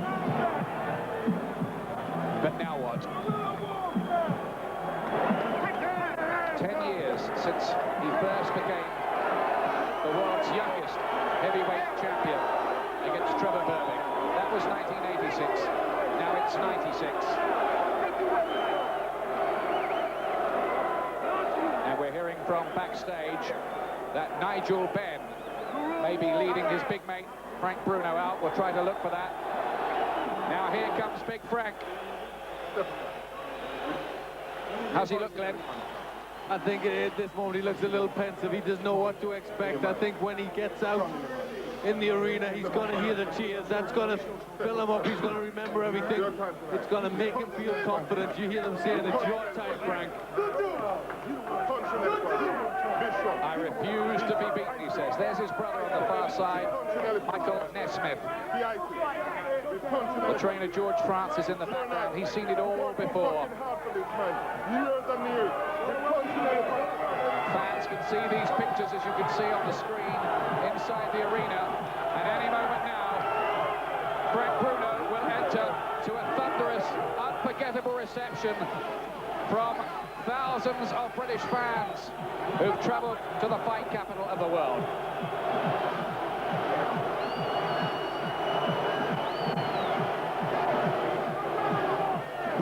the man once dismissed as a serial loser at this level. He's overcome 3 world title defeats, 2 lots of eye surgery, and has proved many people wrong. Will he confound everybody again tonight? The Las Vegas bookmakers don't really give him a chance, but these fans do. We do. Nigel Benn gets in the ring first, carrying the Union Jack.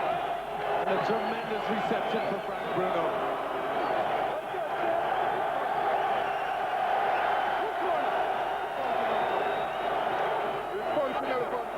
Frank Bruno reaching out tonight for the biggest win ever by a British boxer, and probably Britain's biggest sporting moment since England won the 1966 World Cup.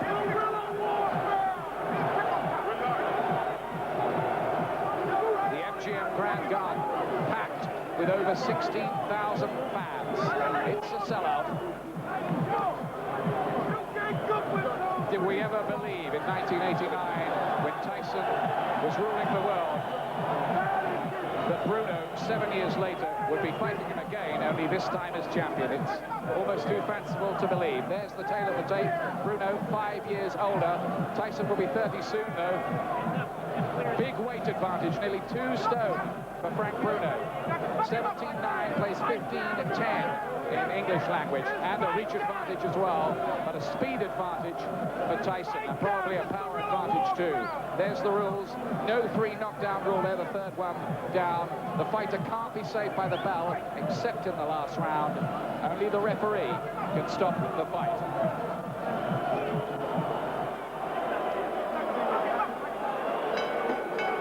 Ladies and gentlemen, before we begin our action at this time, I'd like to ask you to rise for the playing of the national anthems. We shall begin with the national anthem of our visiting world champion from Great Britain.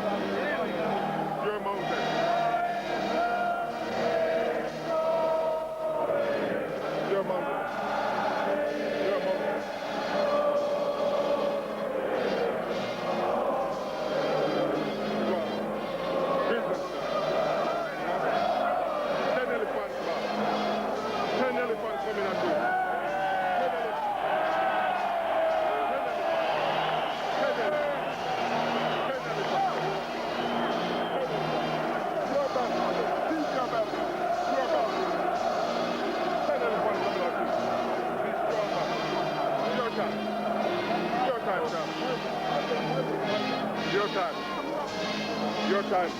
Gonna rush, watch the uppercut, just keep the defense tight and dictate the pace. Please remain standing, ladies and gentlemen. Now we present the national anthem of the United States. From Cleveland, Ohio, we bring to you a world-renowned father and son duo, Eddie Levert of the legendary OJs and his son Gerald Levert of Levert, to sing the U.S. national anthem.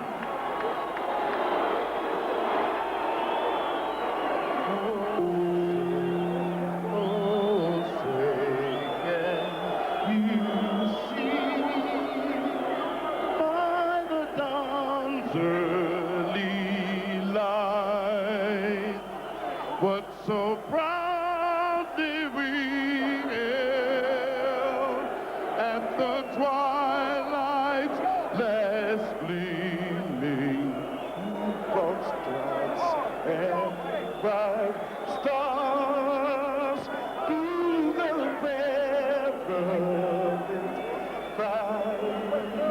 For the ramparts we watched was so gallantly streaming, and the rocky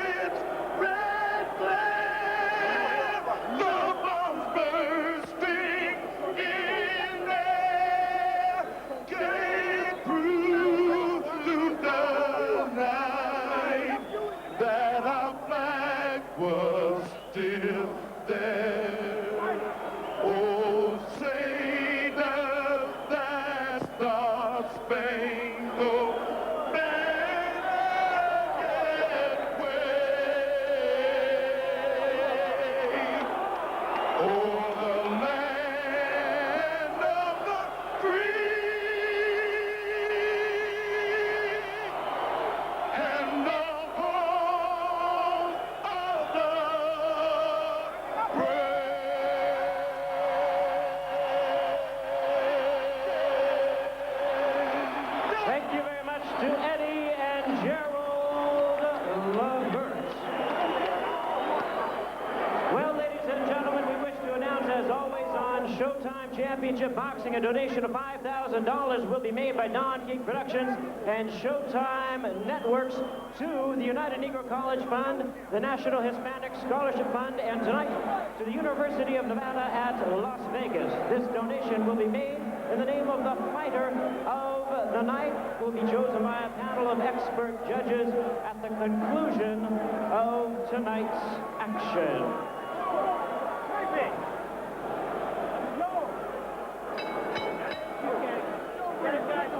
Ladies and gentlemen, we welcome you to the Grand Garden here at the world's largest hotel, casino, and theme park for the featured attraction of the evening, brought to you by Don King Productions and Frank Warren's Sports Network, along with Kingvision, Showtime Event Television, La Cerveza Más Fina Corona Beer, and the MGM Grand. This match coming away is sanctioned by the World Boxing Council. The President Jose Suleiman, supervisors Edward Tungaraja and Juan Sanchez. Along with the Nevada State Athletic Commission, the chairman is Dr. James Day.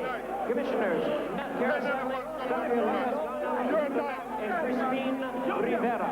The executive director, Mark Rattler. Our physicians at ringside, Dr. Flip Pomansky, Dr. Robert Boyd, Dr. William Berliner, and Dr. Margaret Goodman. Timekeepers at the bell, also keeping count of the knockdowns, Al Mysick and Jane Broadfoot. Introducing to you our judges. They'll be scoring this bout from ringside. Anek Hongtongkam, Larry O'Connell, and Jerry Robb. All right, fans, here we go with the main event of the evening. And now, ladies and gentlemen in attendance and boxing fans joining us around the world, it's showtime! With the WBC Heavyweight Championship of the world scheduled for 12 rounds of boxing, introducing to you a referee in charge, working in this his 86th world title bout, Mills Lane. Introducing to you first the challenger on my right, fighting out of the red corner. Entering the ring wearing his traditional solid black trunks, fighting out of Catskill, New York. He weighed in at 220 pounds with an outstanding record of 43 wins, only 1 defeat, 37 wins coming by way of knockout. The youngest man ever to win the heavyweight crown, currently ranked the #1 heavyweight contender by the WBC, the WBA, and the IBF. Ladies and gentlemen, here is the former undisputed heavyweight champion of the world, introducing the one, the only, Iron Mike Tyson.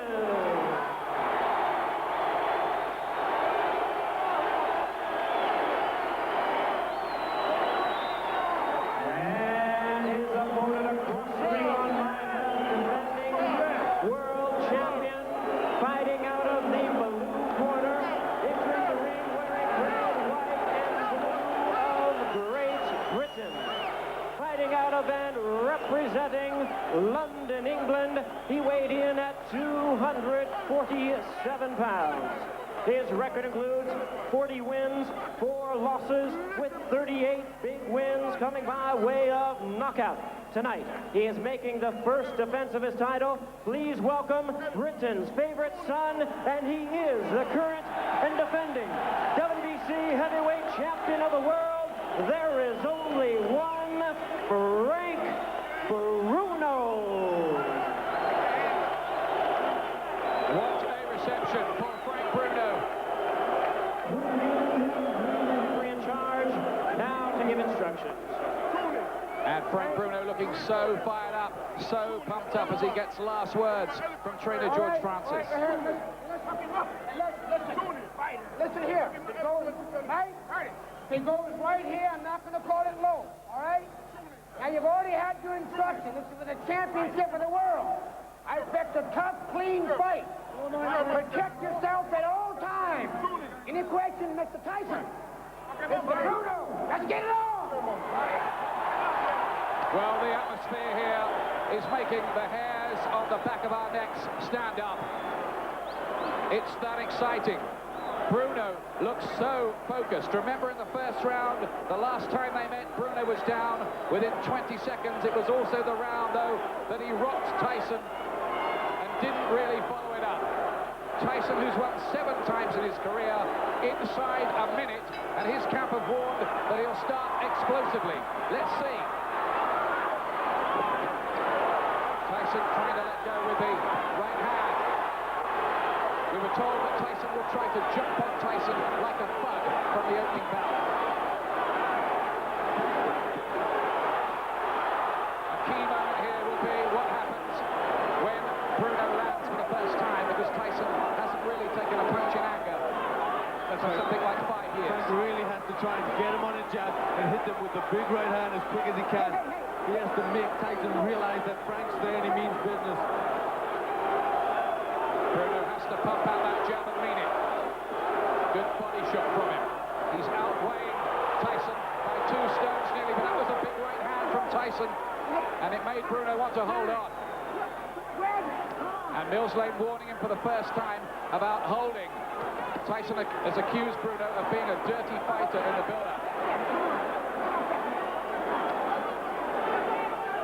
Frank took that right hand well, though. He took it well, but he's got to be very careful of that punch. Tyson's looking to get in close very quickly, and the punch he's looking for is that overhand right. Tyson's given him the charge at times in this opening round. Bruno's got to try and settle it down. He's got to try and get the jab working. Use the right uppercut. Get off that neck. Get off that neck. Millslade is obviously heard the complaints of the Tyson camp. He's not going to let Bruno do that in the way he got away with against the call. Bruno got him with a big right hand there. That was Frank's best punch so far. Quit grabbing. Come on. Bruno's going to have to be careful as he's caught with that right hand about this holding on, because Millslade is going to deduct a point if he keeps doing it, I think. Yes, I think he is. A big right hand again went in from Tyson. He was doing the right thing. This is hard moments. Tyson's throwing everything in the first round, so he's got to try and smother him, but he's got to be careful he doesn't get a caution.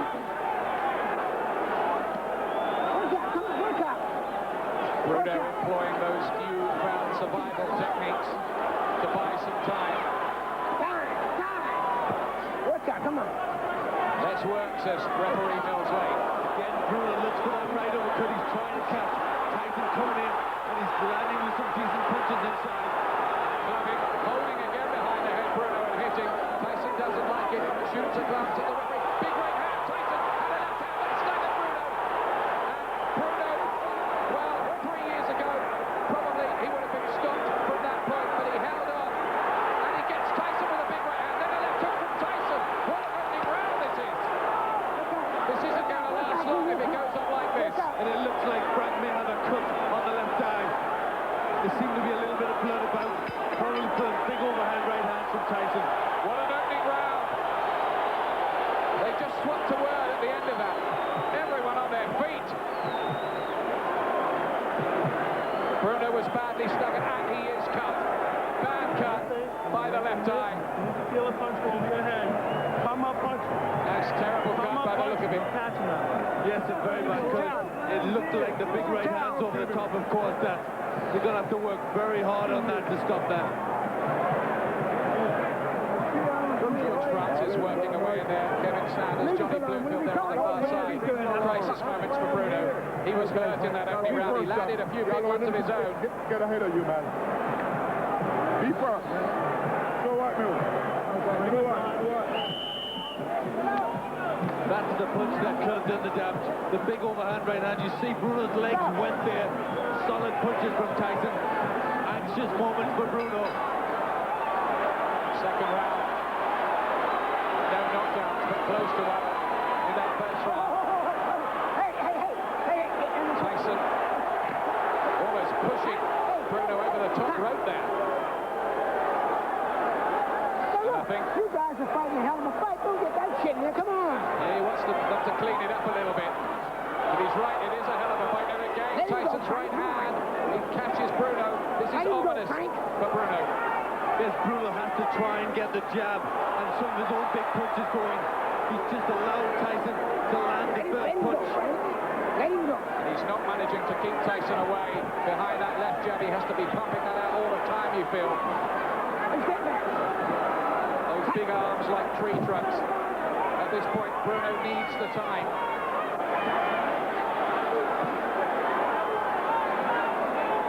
Let him go, Frank, come on. Tyson has not lost his punch, clearly. No, he started very well, but he's continuously looking for that right hand. Bruno's got to do something to counteract that. Good left hook from both of them. Bruno was staggered a little bit. Again, he's caught by the right hand. He can't keep on taking him like this. There were two left hooks. Bruno's tense and he's not getting his own punches off. He's allowed Tyson to connect first. Again, the left hand gets through. At the moment, Tyson isn't missing with much, not when he throws the punches with real evil intent. Let him go, Frank. Let him go. Again, Bruno's still at a bit at sea here. He's holding on. It's bad moments. He's got to try and get his jab going. Got to get his own big punches off. You mustn't let Tyson set himself. The jab is the key. I feel there's going to be a warning for Bruno for the holding. 1 point up. 1 point up. Point off for Bruno. Great holding. And he had that happen to him in the first fight as well. He can't complain that he wasn't warned about it. Let him go. Let him get out. Let him get out. Come on. Let him go, Frank. Come on. Bruno's only done 1.5 rounds. He looks as if he's done about 3 turns southpaw. Let him go. More than 3. Let him go, Frank. The blood flows again from the eye. Bruno landed with an uppercut there, but there was nothing behind it. Come on, Frank. Let him go. Becoming very messy. Bruno looking to hold. Come on. Tyson complains again about the holding and hitting. Good right uppercut inside from Bruno. Come on, let him go.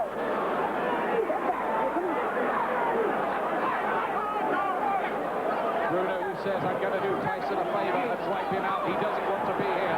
Well, Tyson looks as if he does, unfortunately. And there's another left hook that goes stunning in, and again, Bruno wants to buy time. Desperately holding on. He's in big trouble here.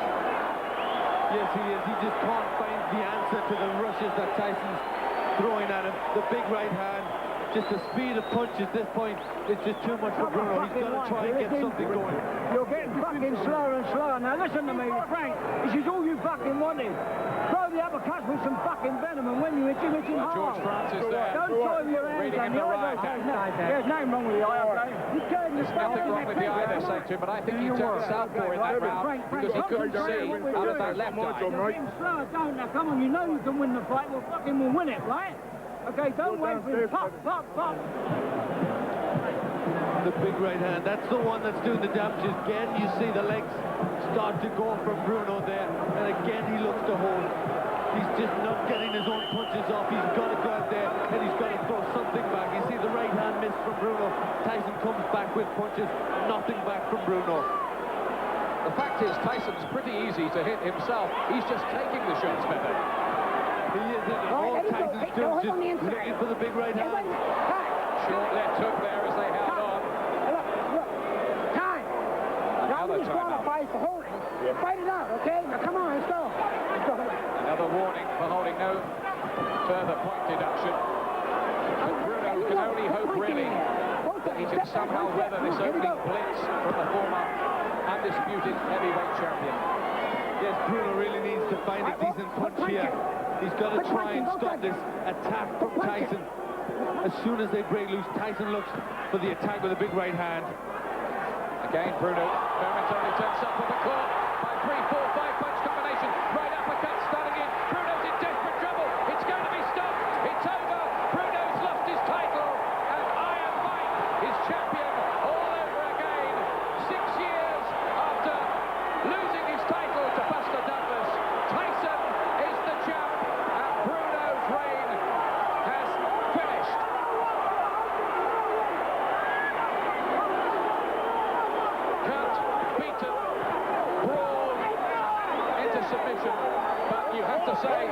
was the old Tyson. The finish certainly was.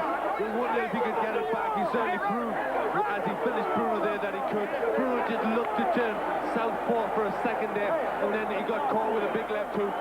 So Tyson, he's thinking fast in there, and that was a very good finish. Consoling words. They go back a long way, those two. Laura, Bruno's wife, is there, kissing him. She knows. They all know how much it meant to him. Look at Tyson. Now there's the compassionate side to him. You haven't often seen. There is a compassionate side to Mike Tyson. But it was good to see that the fighting side of Tyson was back.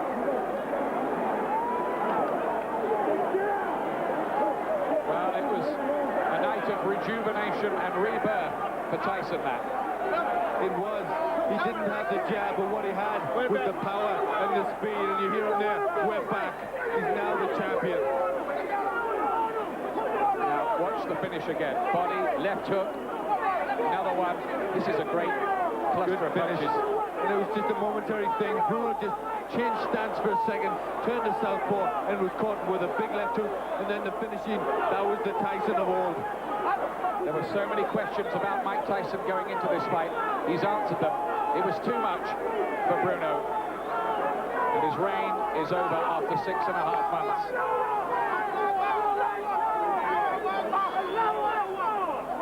And you've got to say that this was an exciting performance by Tyson, who proved all the doubters and critics wrong. Yes, and at one point there, it looked like the uppercut almost lifted Bruno off his feet. But a tremendous finish, all started with a good left hook from Tyson. Well, Bruno took a lot of punches before he gave way. The cut in the first round was bad luck for him. Here it is again. How many punches are there? 1, 2, 3, 4. Now these uppercuts, 5. Just like the first fight, those uppercuts to finish it. 6, 7, 8. The clubbing left hook, missed with the right. 8, 9. 10 was a grazing blow, and Mills Lane quite rightly stepped in. It's over. It's a sad end. But Tyson seems set for a new reign of terror over the heavyweight division, maybe. It certainly looks that way with the finish and the power that he showed there. Remember, he was giving away 2 stone to Frank Bruno. Bruno never got in the fight. The speed, the power, and it's finally the finishing that did it. Ladies and gentlemen, with the time of 50 seconds in round number 3, our referee in charge, Mills Lane, calls a halt to the contest. He's the winner by way of technical knockout, and he is back, ladies and gentlemen, the new WBC heavyweight champion of the world, Iron Mike Tyson. It's a moment of great fulfillment for Tyson. He's been quoted as saying things like, "My life has become a burden to me. I'm not just a happy guy." But maybe his life will take on some meaning again after that performance to recapture the WBC heavyweight title. And now the plan is for him to go on and reunify the title. Let's hear it. I'm my own worst critic. Praise be to Allah. This title is for my dear mentor, Customado, my children, Mikey, Gina, Raina. Praise be to Allah. And you said you could keep on going. When I came up, you said I could have done some more. Were you having that much fun? Let's take a look at the monitor. This is a finish, Mike. Now, it's super slow. You talk. As you see, I'm just throwing punches because he's holding a lot, so I'm just throwing, forcing to the wind. My objective is to throw at all times, just to throw punches, bring him down with a Henry Armstrong effect, so to speak. Boom, that hurt him. He's out right now. And I'm trying to catch him again. Don't stop. I missed him. Don't stop. And they don't know. Keep coming. Boom, there you go. And there's another one. The best ever. The best ever. The best ever. Well, champ, that's what they call finishing in boxing. You are one of the great finishers in boxing. Well, I'm doing well. I'm constantly improving. I like to say one thing to all my people in IYC, everyone, the Islamic service, vice lords, folks, the regiments, all the people that was good to me, Mr. Slavin, Mr. Finster. God praise be to everybody. All right. Allahu Akbar. Champ, one last question. Bruce Seldon, is he next? Whoever's next, I'm Bruce, you want Bruce or anybody? I'll fight anybody Don King put in front of me. And I still have more to do and have more improvement to do. I wouldn't lose my bet. Well, champ, from one guy to the other, welcome back. Thank you, sir. All right, let's go with break.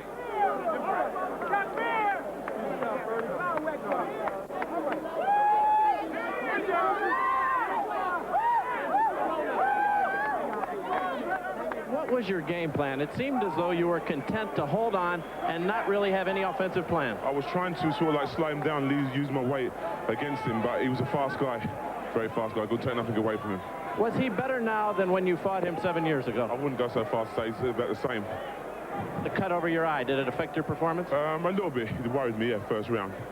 What are your plans now, Frank? I'm not too sure. I've got to have 24 hours or 48 hours to sit down with my family, my wife, my beautiful kids, and suss it out. You have been described as a guy who's like a toothache. You just keep coming back and coming back. Will you come back from this, or are you satisfied now that you won your championship after so many tries? I've got to wait and see. I couldn't want to make no commitments, you know? I'll go home and sit down with my family and take it from there. I'm just disappointed that the English fans that came over here and the American fans that want me to do a good job, but I'll try my best. Frank, your assessment of Mike Tyson, how did you feel he did tonight? He done pretty well, you know. He beat me, so he must have done good, you know? Better than you thought? A little bit more better than I thought. It's a rough game out there. Frank, congratulations. You've been a good champion. He may have been a good champion, but not a long-lasting champion. The reign of Bruno is over after 196 days. And Frank Bruno has to take second best to Mike Tyson as Tyson turns the clock back. And who's to say that Tyson is not now about to go and complete the job he started so spectacularly in the late 80s, and that is clean up in the heavyweight division.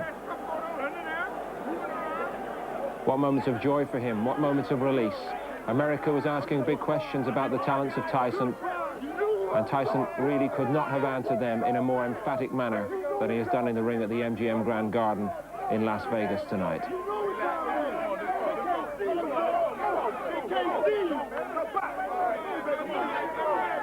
Relief mixed with elation at a job well done.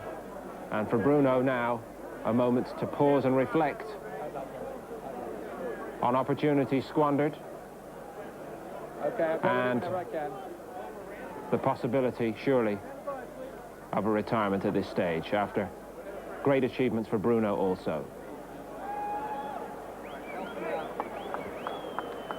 Just a reminder that Quincy Taylor, the WBC World Middleweight Champion, will be bringing you his fight in just a moment or two. But there's Ian with Frank Bruno. Frank, very, very hard luck. Just give us your thoughts on what happened there. He was a good fighter. I couldn't take nothing away from him. I feel disappointed for all the fans that came over me. 7,000. I wanted to fly the flag for England, and I wanted to do much more better than I really did, but they beat me fair and square, Mr. Dark. But you couldn't have tried any hard, done any more than that. I mean, Tyson was just like the old Tyson, wasn't he? Like a thug. He was right on you. He was right on me like a harbour shark, you know. That's the one. I'm not going to make no excuses or nothing. Beat me fair and square. The cut didn't help in the first. Lost the confidence and all them sort of like different things. But at the end of the day, that's how it goes. I'm sorry, disappointed to all the people waiting up late at night, come and support me. But I tried for England, I tried for my family, I tried for myself, and I couldn't do no more than that. I'm sorry. That's the way the cookie crumbles. I don't think you have to be sorry, Frank, because you've given Britain some pretty glorious moments. Yeah. I mean, what were your thoughts? Was the cut caused by a clash of heads, or was it the right hand? I don't want to make no excuses. The cut was a cut. I don't want to start saying it was this or that. You know what I mean? He beat me fair and square. That's what that was it, Mr. Dark. Did he surprise you that he was that good? I knew I fought him before, sparred with him, so I know how good he was, you know. But he beat me fair and square. No excuses. I'm just disappointed for the British fans who stayed up late at night, paid their £10, come over here and everything like that. But at the end of the day, you know, I tried my best and I can't do no more than that. What will you do now, Frank? I mean, people will say, well, is that the end of the Bruno story or what? Mr. Dark, I don't want to make no decisions at this moment. I've got to chill out, go and spend some time with my family. I've been away for 9 weeks, training in Tenerife, doing so many different things. I feel just disappointed in myself. But at the end of the day, I've got to sit down and contemplate what I want to do, Mr. Dark. You say you're disappointed. What do you think you did wrong? I'm not too sure. It's difficult. When you fight a guy like Mike Tyson, he's on to you like a harbour shot. Don't give you time to use your jab or nothing like that, and the cut didn't really help. That's not an excuse, you know, but at the end of the day, beat me fair and square. I don't want to make no excuses. Jules tried with me. My brother came and tried, Rupert, Doris, everybody, the training camp in Tenerife at Nigel, the global people. You know what I mean? All the people what I've been associated with is wicked. Very, very nice, but I'm sorry I disappointed you staying up late at night. Nigel Benver coming over from his holiday. Frank Warren for sticking behind me, and I just need 24 hours, 48 hours to sit down. You have as long as you like, so Yeah.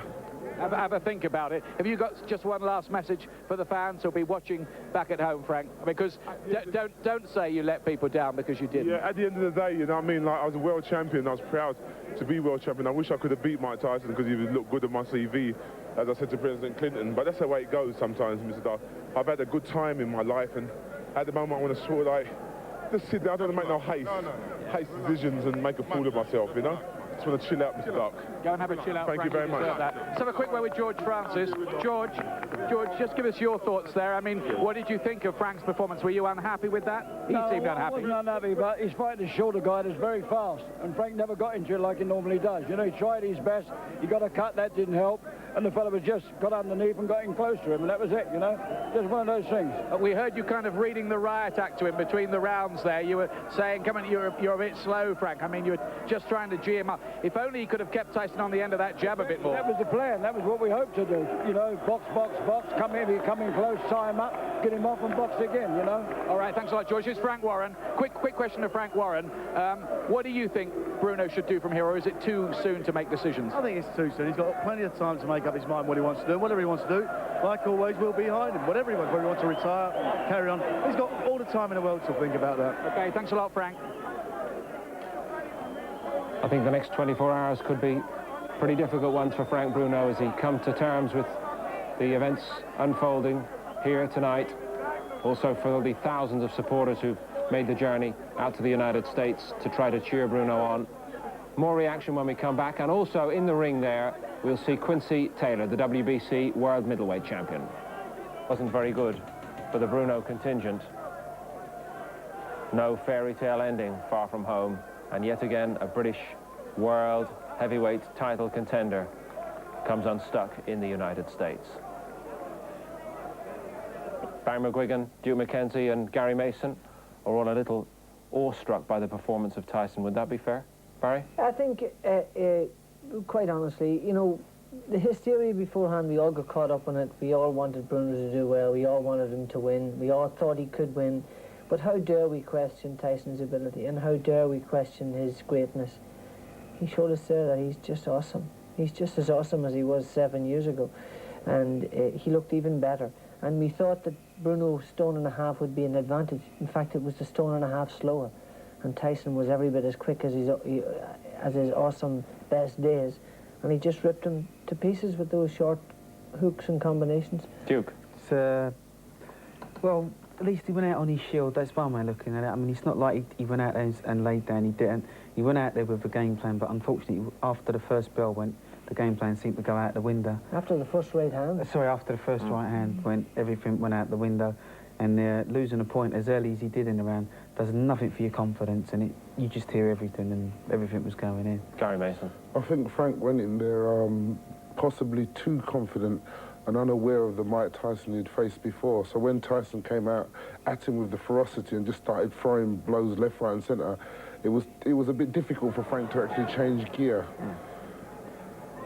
This is the first right hand in the first round. That really was the beginning of the end. That was within 10 seconds of the first bell. Was this the cut here, Barry? This looks like the cut at the end of round 1-2. It was a short, straight right hand. And Tyson, again, was just jumping on top of him again. You know, Tyson just never let him settle, and he never got into his game plan. He did try and use that jab, but what he done was he picked it up very quickly in the second round again. Tyson just jumped on him again. The left hook here is a ferocious punch. He slips inside Bruno's left jab, and watch him coming back up with that double. It was a double left hook, but the second left hook on its own was just ferocious. He's so quick and so awesome up close. And this is the right hand again in round 2. And look at Bruno's legs going again. He's, you know, what can you say about this man? ferocious. Infighting for heavyweights. Infighting, his speed up close is just phenomenal. And you know, we would have thought that over the period of time that the rest, and he didn't look particularly good in the comeback fights, but we did say that it was difficult to assess him against a fellow who crowded him like that and rushed in on top of him. And Buster Mathis, if he had nothing, well, he was fast. But this is the finish, and when this guy gets you in trouble, he just doesn't let you off the hook. And look at the way he has Bruno. Bruno desperately tried to hold on here, but it just was no holding this guy off. And he's a chilling finishing puncher. And again, Mills Lane's promised that he wouldn't let Bruno get hurt, and he didn't. He was as good as his word. He jumped in there and stopped it. But terribly sad and terribly disappointing for Bruno and for all his fans. Really sad. Again, we have a look at the finish here. That's that right hook to the body, left hook to the head, left hook again. Look at how quick those hands are. Pulling the head up, and actually snaps Bruno's head up again with this shot. And, you know, Bruno was out on his feet there, and Mills Lane, again, jumped in very quickly and just prevented him from being knocked through the ropes. But frightening finish. Had Bruno started differently, Duke, do you think he could have made things happen slightly differently? The truth is, Paul, he couldn't have started any different. You know, like you say, he went out with that game plan, but Tyson was just too quick and too powerful again. And I mean, I hate to admit it, but he really does look like to be the ferocious Mike Tyson of old. If anything, he looks better. It looks like the rest has done him good. But this is the point, you know, you're not going back to perhaps even to the Tyson who fought Bruno first time round, to the late days. You're going back to the late 1980s when he was unifying the division. So much more controlled now, you know, mentally. Obviously, the time that he's had away is that he's done a lot of growing up. And I mean, when I looked in his eyes earlier on, there didn't seem to be any fear. He just knew that he was going to win, and there he's actually. That's how they pray, you know, with the Muslim people when they're praying to Allah. He's probably saying, like, you know, thanking his own God there, really. It's just pretty phenomenal. What do you think Frank Bruno should do now, Gary? Well, it didn't sound like he was somebody that wanted to retire to me, and he's doing right, he's taking a break. But he could have done that differently. If he'd have gone out there and attacked Tyson in the same way that Tyson attacked him, anything would have been possible. He would have given himself the chance there. Frank has never been British champion. We have a new British heavyweight champion in Scott Walsh. If Frank decides to continue, that is something that a lot of people would like to see. So there's something for him to do if he wants to do other things. We know Frank Bruno's in love with boxing, but is this not the perfect moment for him to call it a day? Well, I wouldn't have thought he could. I wouldn't have thought he could rise to a fight like Scott Walsh first and foremost. After fighting somebody like, you know, he's fought the Tysons of the world, the Oliver McCalls, and you know the Lennox Lewises. Those names are like the really big names, and for Frank to fight somebody like Scott Walsh would not, no disrespect to Scotch, but that would like demeanour Frank really, because it's a step down, it's not a step up. You know, obviously. The British title can't be a step down. No, I'm just saying. Frank, when you champion, do you? Yeah, but when you go from fighting to like from world class, and then you find yourself having to fight for a British title, I'm not saying it's a step down, guys. I understand exactly I'm simply saying, like mentally, it's very hard to get up for. It would be. It wouldn't be the same size of an event. It wouldn't have the same stimulation for him, and he just wouldn't be able to get himself up. I really think the guy. You know, he's got nowhere else to go. He should retire, and he should pack it up. He's done himself proud. He's done Britain proud. We had a conversation before. I agree with that. I agree with that. But I'm just saying, where else is he going to go? What else can he do? What else British can he achieve? heavyweight title. That's something that he's never had. Yeah, but something we're proud to hold. To get beat by a lesser opponent than Mike Tyson would destroy him mentally, and obviously destroy his credibility within the British public. You know. What about Tyson now? Obviously, step one is complete. Tyson's got a version of the world heavyweight title back again. They want to try and make Tyson reunify the division. Now, interestingly enough, sooner or later he's going to have to defend his WBC title. And the way things stand right now, the first man could be Lennox Lewis. Yeah, well, you know, Jose Solisman can do amazing things, as he's proved in the past, and Lennox Lewis should have the first crack at the winner. However, you might even see Tyson giving up the title because he wants to fight and unify the title, and even if it means giving the title up and getting straight through. But Bruce Seldon could prove a very difficult opponent. He's the WBA champion, and he's the sort of fighter like Buster Douglas that could cause problems for Tyson. But I think that's the next and most positive step for him. And, you know, obviously we'd all love to see him fight Lewis because Lewis is a great fighter. But I don't know whether that's going to happen. Watch this space for more. One other big event in Las Vegas tonight, the WBC World Middleweight Champion Quincy Taylor. Story, Gary Mason, before the question. The last time that Bruno fought Tyson, I can tell you for a fact that 5 days after that fight, Bruno was back in training, because I saw him. Yeah. Now, do you seriously tell me that Bruno, all these years later, is going to go on the same way again? Did you see anything there to make you believe that he would not? You think he will continue? Yeah, I saw. He said or indicated nothing to make me see any difference to any other of his previous losses. So I wouldn't be surprised if he did. I really wouldn't. Duke? I personally think that Frank's done his bit for British boxing, and he's got nothing more to prove. You know, now's the time for him to bow out. You know, he's won the championship with the world, which is what he wanted to do. You know, and he can go out on his shield. Barry? I agree entirely with Duke. I think there's not a more appropriate time to retire than there is now. He's done all he can do. He's achieved what he wanted to achieve. He climbed the mountain, he got up there. His reign was short, but he was beaten by a superb fighter that will be remembered in 150 years as probably one of the greatest heavyweights of all time. And how good a man is it going to take to deal with Tyson this time around? Well, that's the question. I mean, is there anybody out there that can hold off someone as ferocious? Told us he was ferocious. We questioned that. He proved it to us emphatically, and I don't know whether there's anybody out there right now in the heavyweight division. We even said that 85% of the former Tyson of his former years would be enough to beat the current crop of heavyweights. He showed us tonight that he's awesome. He's maybe 95% of the fighter that he used to be, and you know, I can't wait to see this series of unification fights. But for Frank Bruno, I think Frank should pack it in now. All right, thanks very much to Gary Mason, to Duke McKenzie, and to Barry. Long night, but an action-packed one. I hope very much you've been able to enjoy it all with us. Thank you very much for your company. The big time can be a painful place, and the truth can be awesome when it's revealed in the way that Mike Tyson revealed it tonight. But we leave Las Vegas with a host of memories from the team. Bye for now. It's my time, it's Bruno's time. Tyson's had his time.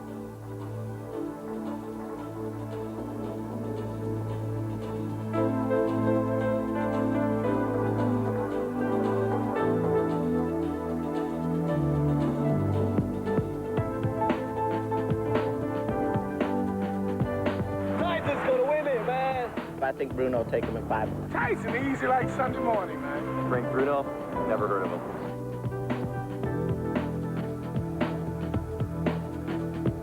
Bruno, see you in Vegas. Bruno.